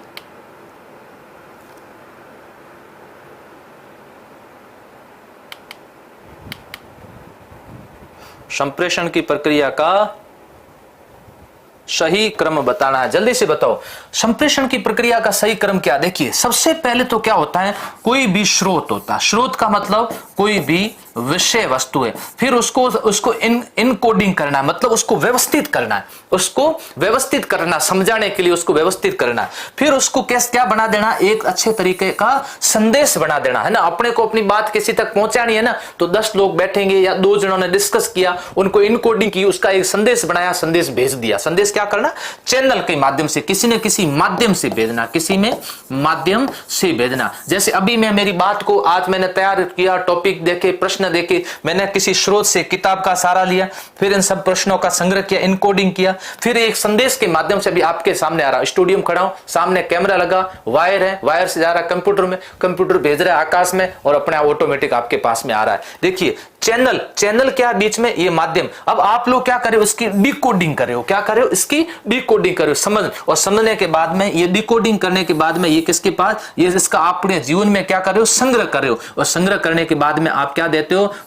प्रति पुष्टि करते हो। क्या करते हो? प्रति पुष्टि। पुष्टि का मतलब क्या? फीडबैक देते हो। हाँ सर समझ में आ गया, हाँ सर समझ में आ गया, उसको बोलते हैं फीडबैक देते हैं। यस, बालाजी मोटिवेशन वीडियो कह रहे हैं 2000 प्लस कर दो, 2000 क्या 5000 कर सकते हैं। बच्चों में इतनी ताकत होती है, फिर उनको जचनी चाहिए, पूरे राजस्थान में फैला देते हैं। हाँ, यदि आप विद्यार्थियों की अधिकतम सक्रिय सहभागिता चाहते हैं तो आपको निम्नलिखित में से विधि का प्रयोग करना चाहिए। विद्यार्थी सब सक्रिय रहे तो क्या करना चाहिए? परिचर्चा करनी चाहिए, प्रदर्शन करना चाहिए, प्रायोजना होनी चाहिए, या व्याख्यान में बच्चे बिल्कुल निष्क्रिय होते हैं, प्रदर्शन में भी बच्चे सक्रिय नहीं होते। फिर बात आती प्रयोजना और परिचर्चा। सबसे ज्यादा किसमें होते हैं? परिचर्चा के अंदर होते हैं, क्योंकि उसको पता होता है सबका नंबर लगने वाला है, तो डिस्कस के अंदर, परिचर्चा के अंदर सब सक्रिय होते हैं। अगला प्रश्न है, शिक्षक की जवाबदेही सुनिश्चित करने हेतु उनको दिया जाना चाहिए व्यवसायिक विकास हेतु अवसर, स्वयं की शैली में अध्यापन करने की स्वतंत्रता, नवाचारों के क्षेत्र में उपयोग करने का प्रशिक्षण देना चाहिए। नवाचार क्या है? नई चीजें, जैसे CCE नया आ गया, SIQE नया आ गया, कंप्यूटर है ना, कंप्यूटर ये नया आ गया, ये नई चीजें अभी आ रही है। इसका शिक्षक को क्या देना चाहिए? समय समय पर प्रशिक्षण देना चाहिए। क्या सुनिश्चित करने के लिए? जवाबदेही सुनिश्चित करने के लिए। उत्तर होगा, अभी जैसे हम डाइट के अंदर हमारा काम यही है, हम शिक्षक जितने भी होते हैं जिला स्तर पर उन सबको ट्रेनिंग दिला देते रहते हैं, नई ट्रेनिंग। हम कहते हैं ये नई बात आई, आप सीखो, अपने बच्चों के लागू करो, उनको भी सिखाओ। अगला प्रश्न ये लीजिए, एक अध्यापक को अपने शिक्षण में शिक्षण अधिगम सहायक, कैसी शिक्षण अधिगम सहायक सामग्री का उपयोग करना चाहिए, क्योंकि ये सहायक है विद्यार्थियों के ध्यान केंद्रण में, अध्यापक के भार को कम करने में, कक्षा अनुशासन को बनाने में, विद्यार्थियों के अधिगम को बढ़ाने में। अब देखिए, शिक्षण सहायक सामग्री का प्रयोग किस लिए किया जाना चाहिए? जल्दी से आपका फटाफट उत्तर आना चाहिए, फटाफट करिए, मैं थोड़ी चाय की घोंट ले लूं, जल्दी से उत्तर आना चाहिए।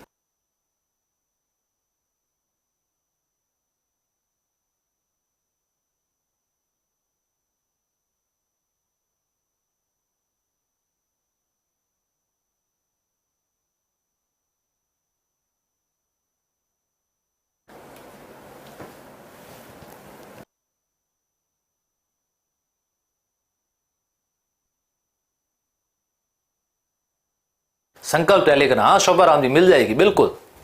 अधिगम क्या होता है पंकज? अधिगम का मतलब सीखना, अधिगम का मतलब लर्निंग। अधिगम क्या होता है? अधिगम का मतलब सीखना, सीखना लर्निंग बाय डूइंग। लर्निंग कैसे करनी? करके सीखना, इसे सीखना कहते हैं, अधिगम कहते हैं। बहुत अच्छी अच्छी बातें बताता रहूंगा और आप पूछते रहना। विद्यार्थियों का ध्यान केंद्रित करने के लिए, क्या केंद्रित करने के लिए? ध्यान। आज सर क्या लाए हैं पढ़ाने के लिए? अच्छा आज सर चाय की केतली लेकर के आए, आज सर ये लेके आए, आज सर ग्लोब लेके आए, आज सर मानचित्र लेके आए। बच्चों का सीधा उसके ऊपर क्या जाएगा? ध्यान जाएगा। और एक भाई साहब लेफ्ट राइट करते हुए आ गए तो बच्चे ध्यान नहीं देंगे, ध्यान रखना। तो विद्यार्थियों के ध्यान केंद्रण में अगला प्रश्न ये लीजिए, एक अध्यापक को अपने शिक्षण उद्देश्य स्पष्ट होने चाहिए क्योंकि ये दूरगामी दृष्टि प्रदान करने में सहायक होते हैं, ये समय संसाधनों को व्यवस्थित करने में सहायक होते हैं, ये स्वयं की कमजोरी को स्वीकारता में सहायक होते हैं, ये योजना निर्माण और उसके अनुसार शिक्षण, ध्यान रखना, में सहायक होते हैं। योजना का जब निर्माण किया जाता है ना, योजना बनाई जाए तो सबसे पहले ध्यान में होने चाहिए क्या? बताओ, उद्देश्य होने चाहिए। किसके उद्देश्य? शिक्षण के उद्देश्यों के बिना आप योजना कैसे बनाओगे? बताओ, आपकी योजना किस लिए बनाई जाती है? शिक्षण उद्देश्यों की क्या करने के लिए? पूर्ति करने के लिए। तो आपकी योजना का निर्माण और उसके अनुसार फिर क्या करवाना है? शिक्षण कार्य करवाना। उत्तर क्या होगा? 4 नंबर होगा। कोई संशय नहीं होना चाहिए। एक एक चीज स्पष्ट कर रहा हूं। शाम की क्लास होगी? हाँ विनोद जी होगी ना, शाम को डेली 9 बजे लूंगा, आज भी लूंगा। यस।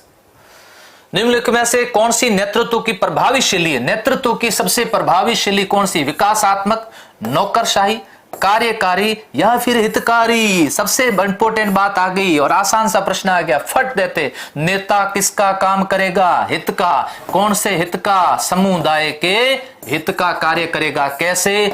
कक्षा का नेता शिक्षक है तो शिक्षक किसका हित करेगा? कक्षा का। एचएम साहब किसका हित करेगा? विद्यालय का। और बाकी तो सब करते हैं। किसी उत्तर का मूल्यांकन आधारित होना चाहिए भाषाई प्रस्तुतिकरण पर, विषय वस्तु की समझ पर, तार्किक क्रम पर या लिखावट पर। किसी उत्तर, कोई भी उत्तर है उसका मूल्यांकन करना है तो विषय वस्तु की किस पर? इस बच्चे में हम मान लो एक बच्चे का नाम रमेश है और रमेश ने कोई उत्तर दिया और रमेश के उत्तर का जांच करने से देखना है कि रमेश में विषय वस्तु के प्रति कितनी क्या है? समझ है। कितनी क्या है? समझ है। बिल्कुल। आप लोग तो आजकल के नेताओं के बारे में सोच करके आनंद से हंसने लग जाते हो।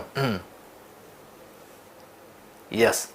अगला, जिस गांव में आप शिक्षक लगे हुए हैं उस गांव के लोगों के मध्य तनाव है, उस गांव के लोगों के मध्य तनाव है, आपस में झगड़ा हो रहा है उस गांव के लोगों में। एक शिक्षक होने आप क्या करेंगे? उन्हें शांत कर देंगे। लड़ो मत, चुप रहो, हो जाएंगे शांत।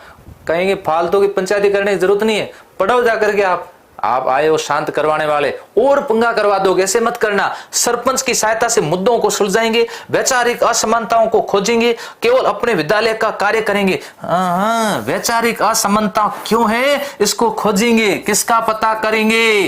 कारणों का पता करेंगे, है ना। बैठे बैठे सोचेंगे कहीं ना कहीं गड़बड़ है, इनके आपस में विचार मेल खा नहीं रहे हैं। तुरंत कुछ भी शांत नहीं करना है, वैचारिक असमानताओं की क्या करना है? खोज करना है। आपका साथी आपको कुछ ऐसी प्रक्रिया सुझाता है जो आपके शिक्षण को और अधिक बेहतर बना सकती है, और बढ़िया कर सकती है, बेहतर बना सकती है। आपका साथी बता रहा है, विचारों को शांतिपूर्वक स्वीकार कर लेंगे, उसे इसके लिए आभार देंगे और प्रयोग करेंगे, पूर्व की भांति शांतिपूर्वक कार्य करेंगे, उसे धन्यवाद देंगे। तो थोड़ा सा इसमें अच्छा उत्तर होना चाहिए। कुछ ने ये भी उत्तर दिया था कुछ किताबों ने, लेकिन उसे इसके लिए क्या करेंगे? आभार प्रकट करेंगे और इसका क्या करेंगे? प्रयोग करेंगे। इसका क्या करेंगे? प्रयोग। इसका 2 उत्तर ही माना गया था, इसलिए ध्यान रखना 2 नंबर राइट है। गृह कार्य देने का क्या उद्देश्य है? बालक को व्यस्त रखना है, अभिभावकों की मांग को पूरा करना है, स्वयं अध्ययन की आदत का विकास। Yes yes yes yes. गृह कार्य हमेशा इसीलिए ही दिया जाता है जब बच्चे की कॉपी पर लिखा जाए H और लिखा जाता है W, होमवर्क दिया जाता है। बच्चे की स्वयं के अध्ययन की आदत का क्या करना है? विकास करवाना है। बेटा घर पे जाकर के थोड़ा थोड़ा पढ़ लो, आज मैं भी आपको लास्ट में होमवर्क दूंगा ताकि आपके भी पढ़ने की आदत का क्या हो? विकास हो। अभी प्रेरणा तकनीक के चयन की कसौटी है। अभी प्रेरणा, मोटिवेशन मरे हुए को जिंदा कर देता। भाई साहब मोटिवेशन है ना, एक ऐसी हथियार है, अध्यापक के पास में ऐसा हथियार है। कैसे भी निष्क्रिय बालक को भी सक्रिय किया जा सकता है, उसको मोटिवेट करके। वेरी गुड, बहुत बढ़िया। धुंध कहां तक पाला जाए, युद्ध कहां तक टाला जाए, और तू राणा का वंशज है, फेंक जहां तक भाला जाए। फेंक्यो जहां तो कितना किलोमीटर, कितना मीटर फेंक्यो, मीटर बताओ फटाफट, देखो कितने ध्यान है। तो यहां किसी विशेष उद्देश्य कसौटी, अधिगम के उद्देश्य, अधिगम परिस्थितियां कौन सी, अधिगम की कंडीशन, सीखना, अधिगम का मतलब सीखने की परिस्थितियां जो है ना, उसके लिए अधिगम अभिप्रेरणा तकनीकी का क्या करती है, कार्य करती है, अधिगम परिस्थितियां। यस।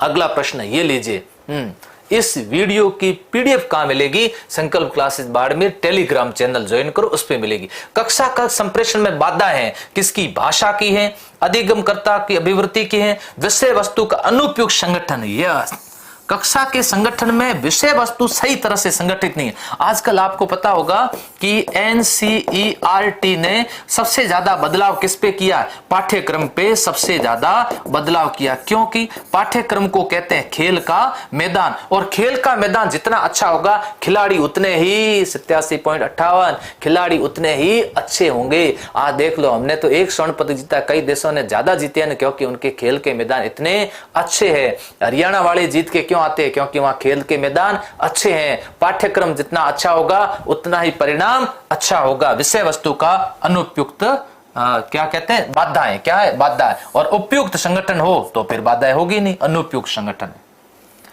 आपकी कक्षा के एक विद्यार्थी की खराब आदत छुड़ाने के लिए आप क्या करो, एक बच्चे की खराब आदत है, क्या है खराब आदत, कक्षा में देरी से आता है, क्या है खराब आदत, गृह कार्य नहीं करता है, क्या है खराब आदत, बीच में बोलता है ना, क्या है खराब आदत, कुछ चबाता रहता है, चिंगम खाता है, ऐसी बहुत सारी हो सकती है। इसके लिए उसकी जम के करेंगे पिटाई, इस आदत के परिणाम स्पष्ट करेंगे, उसके माता पिता को सूचना दे देंगे, माता पिता से मिलेंगे और इसके लिए एक व्यू रचना बनाएंगे। यस यस, माता पिता से मिल लेंगे और एक ऐसी बढ़िया रचना बनाएंगे, कोशिश करेंगे इस व्यू रचना के तहत जाल के अंदर ऐसा जाल बिछाएंगे इसकी ऐसा जाल के अंदर फंस जाएंगे। कहां जाओगे, उधर माता पिता से भी मिल लिए, इधर हम बैठे हैं और आराम से फंसा दिया जाएगा।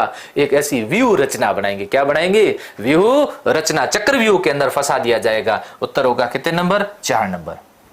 अगला प्रश्न है, एक सांवेगिक रूप से असंतुलित अध्यापक में निम्न में से कौन सा शील गुण दिखाई देता है, वह अन्य लोगों को अभिवृत करते हैं, वो अपने संवेगों को जानता था और दूसरों संवेगों को क्या करता है, समझता। संतुलित, कैसा, मैंने असंतुलित बोले, अरे वेरी गुड, संतुलित है।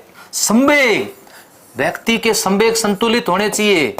संवेग, जैसे एक उदाहरण से बता देता हूं, जैसे क्रोध, क्रोध क्या एक संवेग है। मैंने कई बार ऐसे शिक्षक देखे जिनको क्रोध बहुत ज्यादा आता है, बच्चे उनको चिढ़ाते रहते हैं, चिंटू तो क्या टीचर ने चिढ़ाऊं, हाँ पिंटू तो चिढ़ा, जैसे शिक्षक पढ़ाएंगे पीछे से चौक मार देंगे, कौन था ये, किसने मारी, मैं उसको देख लूंगा। ये लो, क्या कर रहे हो आप, व्हाट इज दिस, मजे से आराम से। आपको कोई दूसरा चिढ़ा रहा, इसका मतलब आपकी चाबी किसके पास में, दूसरे के पास में। चिंटू पिंटू कहेगा, पिंटू सर ना स्टार्ट करो, ये स्टार्ट कर दिया, बके जा रहे, ऐसा नहीं होना चाहिए। संतुलित संवेग क्या होने चाहिए, संतुलित होने चाहिए। वो अपने संवेगों को भी जानता हो और दूसरों को भी संवेगों को क्या करता हो, समझता हो। अच्छा, सब पता चल रहा है, ये तुम बच्चे पढ़ते नहीं हो, बेटा पढ़ाई करो। हाँ अच्छा, आप क्या सोच रहे हो, मैं इधर देख रहा हूं, मुझे पीछे भी पता चल रहा है।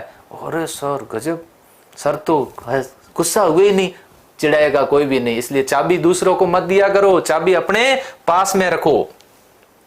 स्टार्ट कर देते हैं लोग 1 मिनट के अंदर। इनमें से कौन संप्रेषण के लिए सर्वाधिक प्रभावी बाधा है, बाधा, सबसे ज्यादा बाधा क्या है, सबसे ज्यादा अनवधान है, अभिरुचि है, दुश्चिंता है या पूर्वाग्रह। सबसे ज्यादा बाधा पूर्वाग्रह। अवधान, अवधान का मतलब ध्यान केंद्रित करना है ना, ध्यान केंद्रित करना। अभिरुचि, अभी अपने का अभिरुचि है ना, उसकी क्या रुचि ना होना, ये भी ठीक है। दुश्चिंता क्या मानना, अवचेतन जो बातें है ना, अचेतन, अचेतन, अचेतन की बातें किस में आने की कोशिश करना, चेतन में आने की कोशिश करना। सिगमंड फ्रायड ने कहा कि व्यक्ति की जो इच्छा है जो पूर्ति नहीं होती वो अचेतन में चली जाती है। कहां जाती है, अचेतन में जाती है, और धीरे धीरे चेतन में आने की कोशिश करती है और उसको परेशान करती है। तो देखा होगा कई बार जिंदगी में वो ऐसे कार्य कर लेता, बाद में सोचता और मुझे ये नहीं करना चाहिए, तो किया है क्यों, क्योंकि उसने ऐसी बातें अचेतन में डाल रखी थी। कहां, अचेतन में। इसलिए पूर्वाग्रह ऐसा नहीं होना चाहिए। पूर्वाग्रह धार्मिक, सामाजिक किसी प्रकार का होता है ना, तो संप्रेषण अच्छी तरीके से नहीं होता है। पूर्वाग्रह, पूर्वाग्रह का मतलब पहले से हमारा उसके प्रति नकारात्मक धारणा। कैसी धारणा? नकारात्मक धारणा, उसे हम कहते हैं पूर्वाग्रह। शाम को क्लास कौन से? स्टैटिक जीके होगी, सब लोग आप देखना, जिसके पीटीटी में प्रश्न आएंगे, बीएसटीसी में आएंगे, शाम की क्लास सब देखा करो। शाम की क्लास आरएस वालों के लिए नहीं है, आप डरते हो सर आरएस का नाम लेते हैं। हाँ, प्रधानाध्यापक का प्रशासनिक गुण है। प्रधानाध्यापक का प्रशासनिक गुण क्या? कौशल युक्त नियोजन करता, कौशल युक्त प्रशासक, कौशल युक्त संगठन करता है, निष्ठा। उसमें प्रशासक का गुण होता है। किसका गुण होता है? कौशल युक्त प्रशासक होता है। प्रधानाध्यापक होता, ये उसका प्रशासनिक गुण होता है। अगला प्रश्न है, एक छात्र नियमित रूप से विद्यालय देरी से आ रहा है, एक शिक्षक होने के नाते आप क्या करेंगे? हेडमास्टर को कह देंगे साहब वो देरी में आवे, अभिभावक से संपर्क कर देंगे साहब देरी में। देरी से आने का कारण जानेंगे, देरी से आने का कारण पता करेंगे। बेटा आप हमेशा देरी से क्यों आते हो? क्या हुआ? सर मैं इसलिए देरी से आता हूं कि मेरी बस है ना लेट हो जाती है, इसलिए देरी से आता हूं। सर मैं इसलिए देरी से आता हूं कि मुझे घर पे कुछ काम भी करना पड़ता है। कुछ बहुत सारे कारण होते हैं। कारण जाने बिना दे धमाधम प्रसाद सुबह देनी शुरू कर दी, ऐसा नहीं करना। पिटाई बिल्कुल भी नहीं करनी, उसको दंड नहीं देना है, उसको किसी प्रकार का दंड। देरी से आने का कारण जान के फिर उसका क्या करना? उपचार करना है, फिर उसका उपचार करना है, ट्रीटमेंट करना है। एक अध्यापक के लिए निम्न में से कौन सा गुण सर्वाधिक महत्व? उदाहरण स्थापित करना, पृष्ठ पोषण करना, प्रबंधन में सम्मिलित होना, या फिर निर्देशन देना। बहुत बढ़िया। अध्यापक के लिए निम्न में से कौन सा गुण सबसे ज्यादा महत्वपूर्ण है? देखो, उदाहरण स्थापित करना है, प्रबंधन में सम्मिलित होना है, निर्देशन देना है, या फिर पृष्ठ पोषण प्रदान करना। यह थोड़ा सा समझ आधारित प्रश्न आया। हाँ, बीकानेर से नमस्कार गुरुजी। बिल्कुल कृष्ण जी, आपको भी नमस्कार, सभी को नमस्कार लाडलों। करिए बता, पृष्ठ पोषण क्या वो थोड़ा बता देता हूं आपके लिए, है ना। पृष्ठ पोषण का मतलब होता है फीडबैक। क्या होता है? फीडबैक। जैसे कई बार बच्चे गुरुजी कहते हैं वेरी गुड, कोई भी सवाल बताया आपने और उसके लिए कहते हैं, क्या कहते हैं? वेरी गुड कहते हैं। जैसे उसको फीडबैक प्रदान करना है ना। शाम की क्लास कितने किस सब्जेक्ट की होगी? स्टैटिक जीके होगी, मैंने बता दिया ना।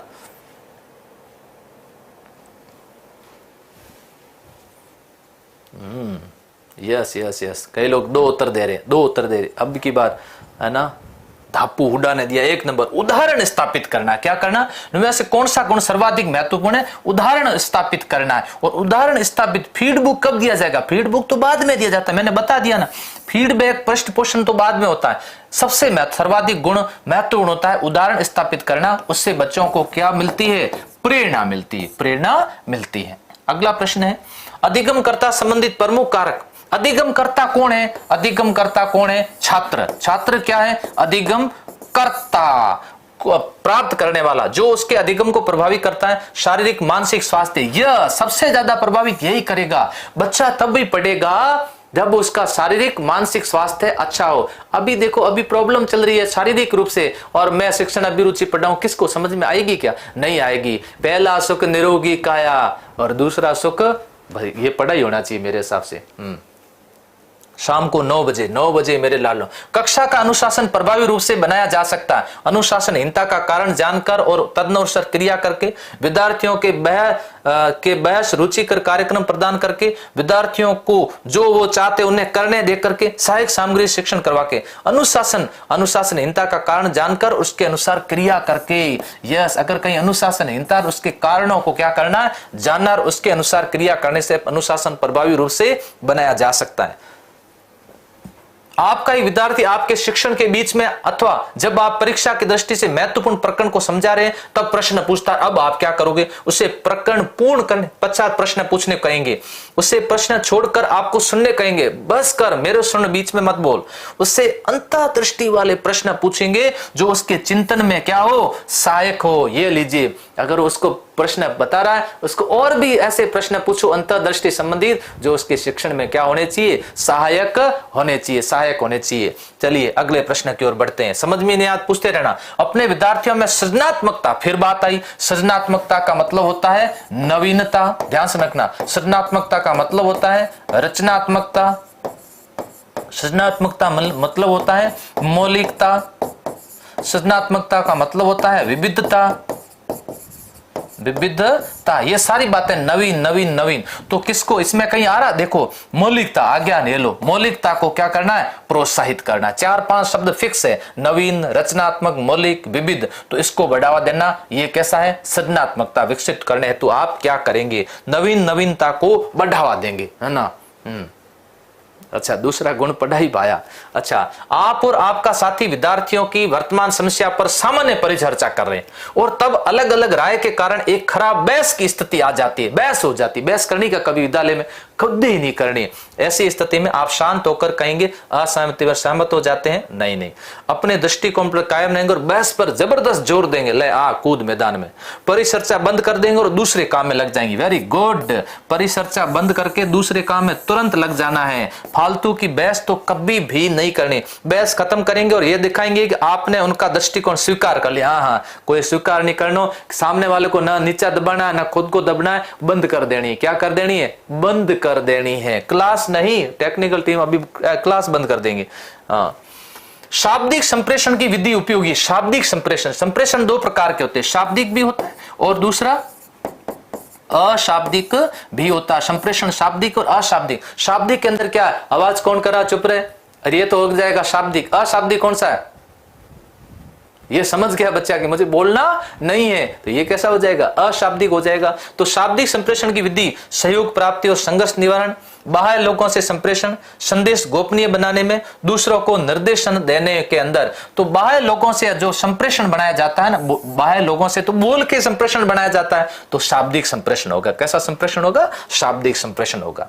अगला प्रश्न ये लीजिए, यदि छात्र को मिर्गी का दौरा पड़ जाता है तो सर्वप्रथम आप क्या करेंगे। होता है ऐसा, कई बार होता है। मैं एक विद्यालय के अंदर लगा था और वहां पर इस तरह से मिर्गी के दौरे बच्चों को पड़ते थे। तो मिर्गी का दौरा पड़ जाता है तो सर्वप्रथम आप क्या करेंगे, प्राथमिक उपचार देंगे, प्रधानाचार्य को सूचित करेंगे, अभिभावक को बुलाएंगे, उसे घर भेज देंगे। तो प्राथमिक उपचार देंगे। सबसे पहला कार्य क्या होगा, उस बच्चे को प्राथमिक जो भी सामान्य पहला ट्रीटमेंट है वो उसको दिया जाना चाहिए। संप्रेषण का मतलब बता दो, यशु वर्मा मैंने बता दिया। संप्रेषण का मतलब कम्युनिकेशन होता है। एक शिक्षक द्वारा जो बात बोली जाती है, जो बात बच्चे को समझ में आती है, उसे ही हम क्या बोलते हैं, संप्रेषण कहते हैं, संप्रेषण कहते हैं। अगला प्रश्न, रोज क्लास अटेंड करोगे तो रिपीट होते रहेंगे। विद्यालय में एक अध्यापक के लिए अपने विभिन्न संस्कृति वाले साथी अध्यापक से अंतर्वैयक्तिक कौशल के में से कौन सा वांछनीय है। मुस्कुराहट से अभिवादन करना, मिलने पर हाथ मिलाना, विभिन्नताओं का आदर करना, बातचीत के दौरान उसकी तरफ देखकर बात करना। विभिन्नताओं का क्या करना है, आदर करना। एक विद्यालय के अंदर बहुत सारे धर्म के, बहुत सारे जाति के शिक्षक हो सकते हैं, तो उन सब में मिलकर के उनका क्या करना है, आदर करना, विभिन्नताओं का आदर करना है। कक्षा के प्रतिभाशाली बालकों के ज्ञान संवर्धन हेतु आवश्यक क्या है, विषय वस्तु की पुनरावृत्ति, अगली कक्षा में उन्नति, चुनौतीपूर्ण कार्य देना, संवर्धन कार्यक्रम देना। कैसे कार्यक्रम देना, संवर्धन करना है तो कार्यक्रम भी कैसे होने चाहिए, संवर्धन कार्यक्रम होना चाहिए। किसके लिए, प्रतिभाशाली बालक कौन से होते हैं, जिनका आईक्यू लेवल 140 से ऊपर होता है, जिनकी बुद्धि लब्धि 140 से ऊपर होती है ना मेरे लाडलों, ऐसे बच्चे प्रतिभाशाली बच्चे होते हैं। इनके लिए और सारे संवर्धन कार्यक्रम आयोजित करने चाहिए। अगला प्रश्न ये लीजिए, एक कक्षा के विद्यार्थी की असफलता, अध्यापक की असफलता। यस, फेल पास बच्चे नहीं होते, ध्यान रखना। फेल पास शिक्षक होते हैं, बच्चे थोड़े होते हैं। अपन बच्चों को कह देते हैं तू फेल हो तो पास हुआ, शिक्षक होते हैं।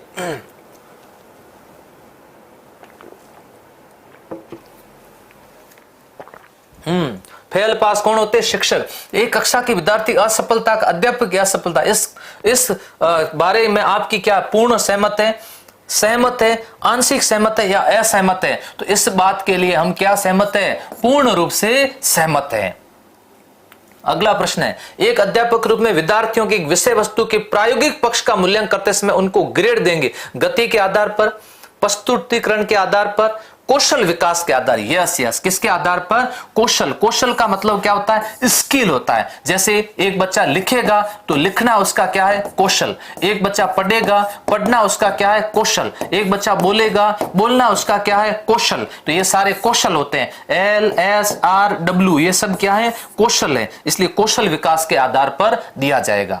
ये लीजिए अगला प्रश्न, शैलेश एक विद्यार्थी जिसकी बुद्धि बहुत कम है ना, उसकी बुद्धि क्या कम है, उसे अधिगम हेतु शिक्षक को क्या करना चाहिए, विषय वस्तु को छोटे छोटे बांटना चाहिए, सरल भाषा में संप्रत्यय की पुनरावृत्ति करनी चाहिए। मेरे हिसाब से सबसे अच्छा उत्तर यही है। सरल भाषा कैसी होनी चाहिए, सरल होनी चाहिए। कॉन्सेप्ट है ना, संप्रत्यय का मतलब क्या होता है, कॉन्सेप्ट होता है, उसकी क्या करनी चाहिए, रिपीटेशन करना चाहिए, क्योंकि शैलेश की बुद्धि क्या है, कम है। अधिगम का मतलब सीखना, अधिगम का मतलब क्या होता है, सीखना। शिक्षक को यह कार्य करना चाहिए। एक एक बात आपके सामने क्या कर रहा हूं, स्पष्ट कर रहा हूं, ताकि आपको ये सारी बातें समझ में आती रहे। चलिए अगले प्रश्न की ओर।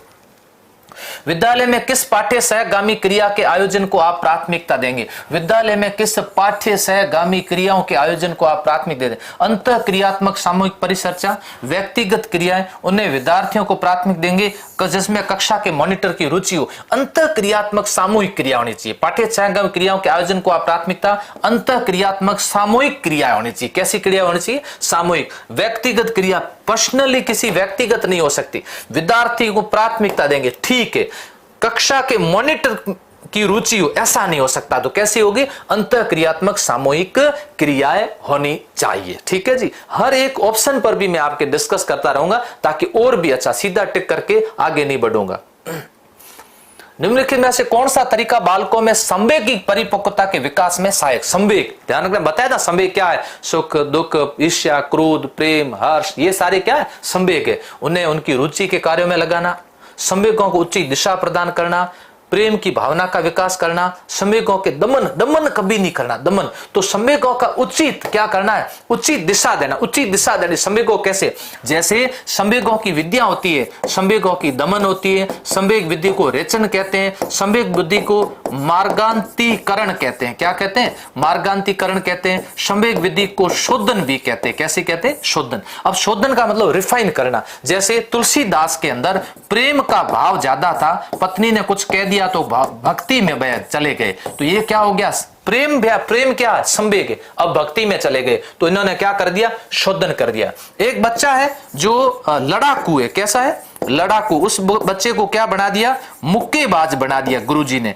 उसको गुरुजी को पता चला विद्यालय में रोज लड़ाई करता है, उसको कहा ले बन मुक्केबाज, जा और लड़। अब बताओ क्या कर दिया, मार्ग चेंज कर दिया, मार्गांतीकरण। उसको विचारों की व्यक्त करने का स्वतंत्र दे दो, रेचन दमन कभी भी नहीं करना चाहिए। तो संवेगों को उचित क्या देनी चाहिए, दिशा देनी चाहिए। एक व्यक्ति की सामाजिक परिपक्वता निम्न में से कौन से कारक से मुख्यतः प्रभावित होती है। व्यक्ति का शैक्षिक स्तर, परिवार का वातावरण, उसके माता पिता का व्यवहार। सामाजिक परिपक्वता शैक्षिक नहीं, सामाजिक परिपक्वता कह रहे हैं मेरे लाडलों। सामाजिक परिपक्वता परिवार के वातावरण से तय होती है। जैसा परिवार का वातावरण होगा वहीं से उसकी नींव होती है, वहीं से उसका आधार होगा। वहां से क्या होगा, आधार। यस, पाठ्य सामग्री क्रिया। एक भाई साहब क्या बोलते हैं, स्कूल गए नहीं क्या, मेरे डाइट का टाइम, स्कूल का टाइम अलग है, डाइट का टाइम 10 बजे। यस सर, पाठ्यगामी क्रिया यस 31 अगस्त को होगी क्या, एलो हमें लो कथा जाऊं। यदि कक्षा में पढ़ा समय आधे से अधिक विद्यार्थी विषय वस्तु को समझ नहीं पा रहे, तब आप क्या करेंगे, विषय वस्तु अधिक निर्देशन उदाहरणों से स्पष्ट करेंगे, कारणों को जानने का प्रयास करेंगे। जितना हो सके उतनी तेज गति से पढ़ाएं, और समझ में नहीं आएगा। अपनी शिक्षण की गति को धीमा कर देंगे, ये भी ठीक है, कारणों वाला भी ठीक है, लेकिन सबसे बेस्ट है कि विषय वस्तु को अतिरिक्त निर्देशन उदाहरणों से क्या करेंगे, स्पष्ट करेंगे। नए नए उदाहरण बताएंगे तो बच्चों को और बातें समझ में आ जाएगी। आपके अनुसार जागरूकता आवश्यक है शिक्षण संसाधनों में, परिवार में, संपूर्ण जीवन में? यह आवश्यक नहीं है। संपूर्ण जीवन के लिए जागरूकता जरूरी है। बिल्कुल जागते रहिए, देवी जाग जा नहीं तो भाग जा, है ना, इसलिए जागते रहो। यस, पाठ्य सहगामी क्रिया क्या है, देखो पाठ्य सहगामी का मतलब होता है सह शैक्षिक गतिविधियां, जैसे हम कह सकते हैं, जैसे या फिर उसको हम कह सकते हैं पाठ के साथ साथ अदर एक्टिविटी जो होती है उसे सहगामी क्रिया कहते हैं।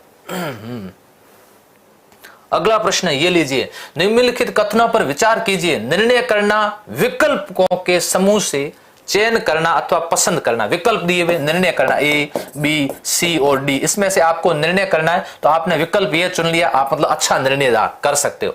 निर्णय करना सदैव परिस्थिति से संबंधित होता है। ये बी क्यों आपने चुना है? क्योंकि आप इसी परिस्थिति से संबंधित हो। ये एक और दो दोनों सही है। इसलिए व्यक्ति सामाजिक रूप से परिपक्व होते हैं ना, वे निर्णय जल्दी कर देते हैं, और जो परिपक्व नहीं होते उनमें निर्णय करने की क्षमताएं कम होती है। यस। अगला प्रश्न है, ये लीजिए। एक नवनियुक्त शिक्षक के रूप में कक्षा में पहले दिन आप क्या करेंगे? कक्षा में व्यवहार के मापदंड बनाएंगे। देखिए मैं ऐसा हूं, आपको ऐसे आना चाहिए, ऐसे करना पड़े, ऐसा नहीं होगा। विद्यार्थियों के साथ पाठ्यक्रम पर चर्चा करेंगे। पहले दिन चर्चा नहीं करनी है। विद्यार्थियों के साथ संक्षिप्त परिचय सत्र रखेंगे। यस, संक्षिप्त परिचय सत्र रखना पहले दिन आपको यह करना है। पहले दिन उनको उनकी बातों को समझना है, उनको अपने साथ जोड़ना है जी। पहले दिन जाकर के पाठ्यक्रम वगैरह ऐसे हो हा नहीं करना है, बच्चे डर जाएंगे। यस। अगला प्रश्न ये लीजिए आपके सामने। यदि आपकी कक्षा शिक्षण के समय ध्यान नहीं देती है, कक्षा ध्यान नहीं दे रही है, बहुत गड़बड़ है, इस समस्या के कारण को जानने की कोशिश करेंगे। व्यवसाय को परिवर्तित करें, टीचिंग करवानी छोड़ देंगे, ध्यान नहीं। विषय वस्तु को लिखवाना आरंभ कर, लिखो, ध्यान नहीं दे रहा, लिखने की कोशिश करो। अपनी शिक्षण विधियों का क्या करेंगे? मूल्यांकन करेंगे। भाई साहब मूल्यांकन करना पड़ेगा, क्योंकि कक्षा ध्यान नहीं दे रही है, लिखवाने का काम नहीं करना है। यस। अगला प्रश्न है, ग्रामीण क्षेत्र में साक्षरता बढ़ाने तो आप क्या करेंगे? साक्षरता का महत्व बताएंगे, समूह चर्चा आयोजित करेंगे, कोई विशेष प्रयास नहीं करेंगे, जागरूकता कार्यक्रम लाएंगे, दीवारों पर नारे लिखवाएंगे, पढ़ी लिखी लड़की रोशनी है घर की। क्या लिखवाएंगे? दीवारों पर नारे लिखवाएंगे, जागरूकता कार्यक्रम ले आएंगे। तो इसी स्थिति के अंदर इसका उत्तर होगा कितने नंबर? 4 नंबर होगा। भारतीय परिस्थितियों में सबसे उपयुक्त शिक्षण विधि है केवल व्याख्यान, केवल प्रदर्शन। केवल व्याख्यान कोई काम की नहीं है। केवल प्रदर्शन करें, बोले नहीं तो समझ में कैसे आएगी? इसलिए व्याख्यान युक्त प्रदर्शन, केवल प्रदर्शन ये मैं ऐसे करता रहूं यूं आपको क्या पता चलेगा? इसलिए बोलूं साथ में फिर प्रदर्शन करवाऊं ना तो अच्छा होगा। अगला प्रश्न है, शिक्षक एवं विद्यार्थी के मध्य अच्छे संबंध आवश्यक है अधिगम को सरल बनाने में, अनुशासन बनाए रखने में, कक्षा वातावरण को सौहार्दपूर्ण बनाने में, विद्यार्थियों को ट्यूशन के प्रति आकर्षित करने के लिए नहीं जी। कक्षा वातावरण को सौहार्द बनाने के अंदर ये होना चाहिए। इसलिए संबंध रखना है, मतलब अच्छा वातावरण हो। कक्षा में वातावरण अच्छा होगा तो बच्चे सीखेंगे भी, बहुत ज्यादा सीखेंगे। यस सर, ये बच्चा पूछ रहा है सर बीएसटीसी के प्रवेश पत्र कब आएंगे? प्रवेश पत्र रक्षाबंधन को आएंगे। बस अब शांत हो जाओ, है ना मोहनलाल जी, आपको उत्तर दे दिया मैंने। कक्षा हेतु पाठ योजना के नियोजन के समय ध्यान में रखा जाने वाला कौन सा विकल्प है? संवेगात्मक, केवल आध्यात्मिक, मानसिक या फिर भाषा? ध्यान रखना, पाठ योजना के लिए ध्यान रखना है क्या? मानसिक रखना है। मानसिक मतलब बच्चों के बौद्धिक स्तर के अनुसार पाठ बनानी। ऐसा ना हो कि आप बिना पाठ बौद्धिक स्तर तो निम्न आप उच्च बना के चले गए। नियोजन का मतलब होता है प्लान, ध्यान रखना। अगला प्रश्न ये लीजिए, शिक्षण अधिगम के दौरान आपकी विषय वस्तु वितरण को निम्न में से कौन सा कारक प्रभावित करता है?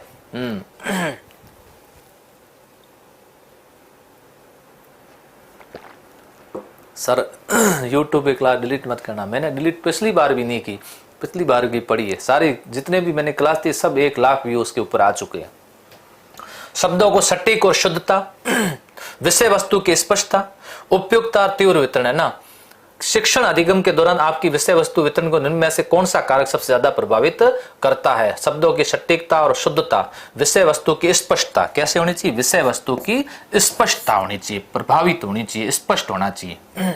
श्याम पट पर लिखते समय आप ध्यान रखेंगे लिखे गए शब्द अंतिम पंक्ति के छात्र को स्पष्ट रूप से दिखाई दे। बस यही अच्छा है, सबसे अच्छा ये। बाकी वाला क्यों नहीं है? रंगीन चौक से मुख्य बिंदुओं को हाईलाइट करेंगे, कोई आवश्यकता नहीं है। लिखे गए शब्द सीधी रेखा में लिखेंगे, ये भी ठीक है। श्याम पट लेखन बिना बोल करेंगे, बिना बोले श्याम पट लेखन नहीं करना। श्याम पट पर लिखते समय बोलता रहना, जैसे भाषा में स्पष्टता होनी चाहिए, ऐसे बोलना चाहिए शिक्षक को लिखते समय। कई बार शिक्षक ऐसे होते हैं जो बोलते नहीं है, साथ में बोलना भी चाहिए। कई लोग लिखते समय गाना गा लेते हैं। रोहिणी एक नव प्रवेशित छात्रा है, कक्षा के साथ समायोजन नहीं कर पा रही है। उक्त शिक्षक रूप में आप क्या करेंगे, उसे लघु समूह कार्य देंगे, निरीक्षण करेंगे, कारण जानने का प्रयास करेंगे, उसे समय पर छोड़ देंगे, अभिभावक को बुलाएंगे, भाई आपकी बच्ची है ये क्लास के अंदर बैठती नहीं है, बताओ क्या करें, उसे लघु समूह कार्य देंगे, निरीक्षण करेंगे, कारण जानने का प्रयास करेंगे। तो छोटा छोटा कार्य देंगे, क्या करेंगे, समूह में बैठाएंगे और फिर धीरे धीरे निरीक्षण करते रहेंगे, बच्ची बैठी रहेंगी, उसको लाती रहेंगी, रोहिणी आने से मना नहीं करेगी। एक व्यक्ति के अन्वयी प्रेरक योग्यता का अर्थ है अनुनयी प्रेरक योग्यता। क्या अन्य व्यक्तियों को सहयोगी रूप में लगना, दूसरों को कुछ करने के लिए प्रेरित करना, दूसरों को अपने विचार पर विश्वास दिलाना, एक समय पर बहुत सारे विचारों का प्रयोग करना, एक समय पर अनुनय विनय बहुत सारे विचारों का अगर व्यक्ति प्रयोग करना तो अनुनयी प्रेरक योग्यता कहलाती, अनुनयी प्रेरक योग्यता कहलाती। यस, और लीजिए आज काफी प्रश्नों पर पहुंच गए। विद्यार्थियों के सर्वांगीण विकास में सहायता के लिए अध्यापक के नेतृत्व में से कौन सा गुण सबसे ज्यादा उपयुक्त है? प्रजातांत्रिक अनुशासनकर्ता, पितृ तथा एक तंत्र ऐसा नहीं होना चाहिए। कैसा होना चाहिए? प्रजातांत्रिक होना चाहिए। तानाशाही नहीं होना चाहिए, तानाशाही व्यवहार नहीं करना चाहिए। और ये लीजिए आज का अंतिम प्रश्न है, इनमें से कौन सा कथन सर्वाधिक सही है? अंतर व्यक्ति कौशल दूसरों के समय को समझते हैं, अंतर्वैयक्तिक कौशल का समय से कोई लेना देना नहीं, अंतर्वैयक्तिक कौशल में प्रभावी संप्रेषण कौशल सम्मिलित है। अंतर्व्यक्ति कौशल वे कौशल होते हैं जिनमें व्यक्ति दूसरों के प्रभावी तरीके से अंतर क्रिया और क्या करता है? व्यवहार करता है, दूसरों की बात को समझने की क्या करता है? कोशिश करता है। जी ये लीजिए आपके आज के प्रश्न। पिछली बार अब आपकी डाइट की मेरिट कितनी रही थी मैं पूछ के आऊंगा, कितनी रही थी? यस, रामू चौधरी बाड़मेर धन्यवाद। मजा आ गया सर, पढ़ाने में मेरिट को करेंगे फतेह। ऑफलाइन क्लास कब स्टार्ट होगी? जल्दी कर देंगे। यस, आप तो बस पढ़ते जाओ, आगे बढ़ते जाओ, मेहनत करते जाओ, मैदान फतेह करेंगे, कर फतेह। 140 आ जाएंगे ना आराम से, मजे से पढ़ाई करने से आएंगे, बाकी कोई उसका उपाय नहीं है ना। तेज दिमाग के लिए च्यवनप्राश नहीं खाई जाती है, तेज दिमाग के लिए मेहनत करनी पड़ती है। पीटीटी पूरा करवा दोगे? यस, आ जाना सुबह डेली 8 बजते ही। अच्छा पढ़ाते हो, शानदार क्लास, धन्यवाद। यस यस, आप सबका बहुत बहुत धन्यवाद कि आप लोगों ने मेरी बात को बड़े अच्छे तरीके से सुना। तो आप लोगों का भी धन्यवाद। क्लास को सभी को शेयर की, हजारों की संख्या में बच्चों को जोड़ा और सभी बच्चों ने इसका फायदा उठाया। यही मेरी सबसे बड़ी उपलब्धि और मेरी तो यही पूंजी है, मेरा यही धन है। बाकी तो धन आता, आपको पता है कोर्स किया हुआ सस्ता, मैं तो धन इतना कमाने का लालची हूँ नहीं। और बाकी सबको बस सस्ता कोर्स दे करके सब बच्चों का प्रेम भाव जीतना चाहता हूँ बस। अब ये कह दे सर, नहीं तो कहेंगे गालियाँ देंगे, इतनी सारी फीस ले दी, कोर्स में कुछ करवाया नहीं। नहीं तो कहेंगे बेस्ट क्वालिटी दी कम फीस के अंदर। यस यस, चलिए वेरी गुड। कईयों के 100 में से 94 सही। वेरी गुड, बहुत दिल की गहराइयों से गहराइयाँ आ रही है। अब आपको भी हमारी तरफ से दिल की गहराइयों से एक बार फिर नमस्कार, शुभ प्रभात, आपका दिन मंगलमय हो। जय हिंद, जय भारत।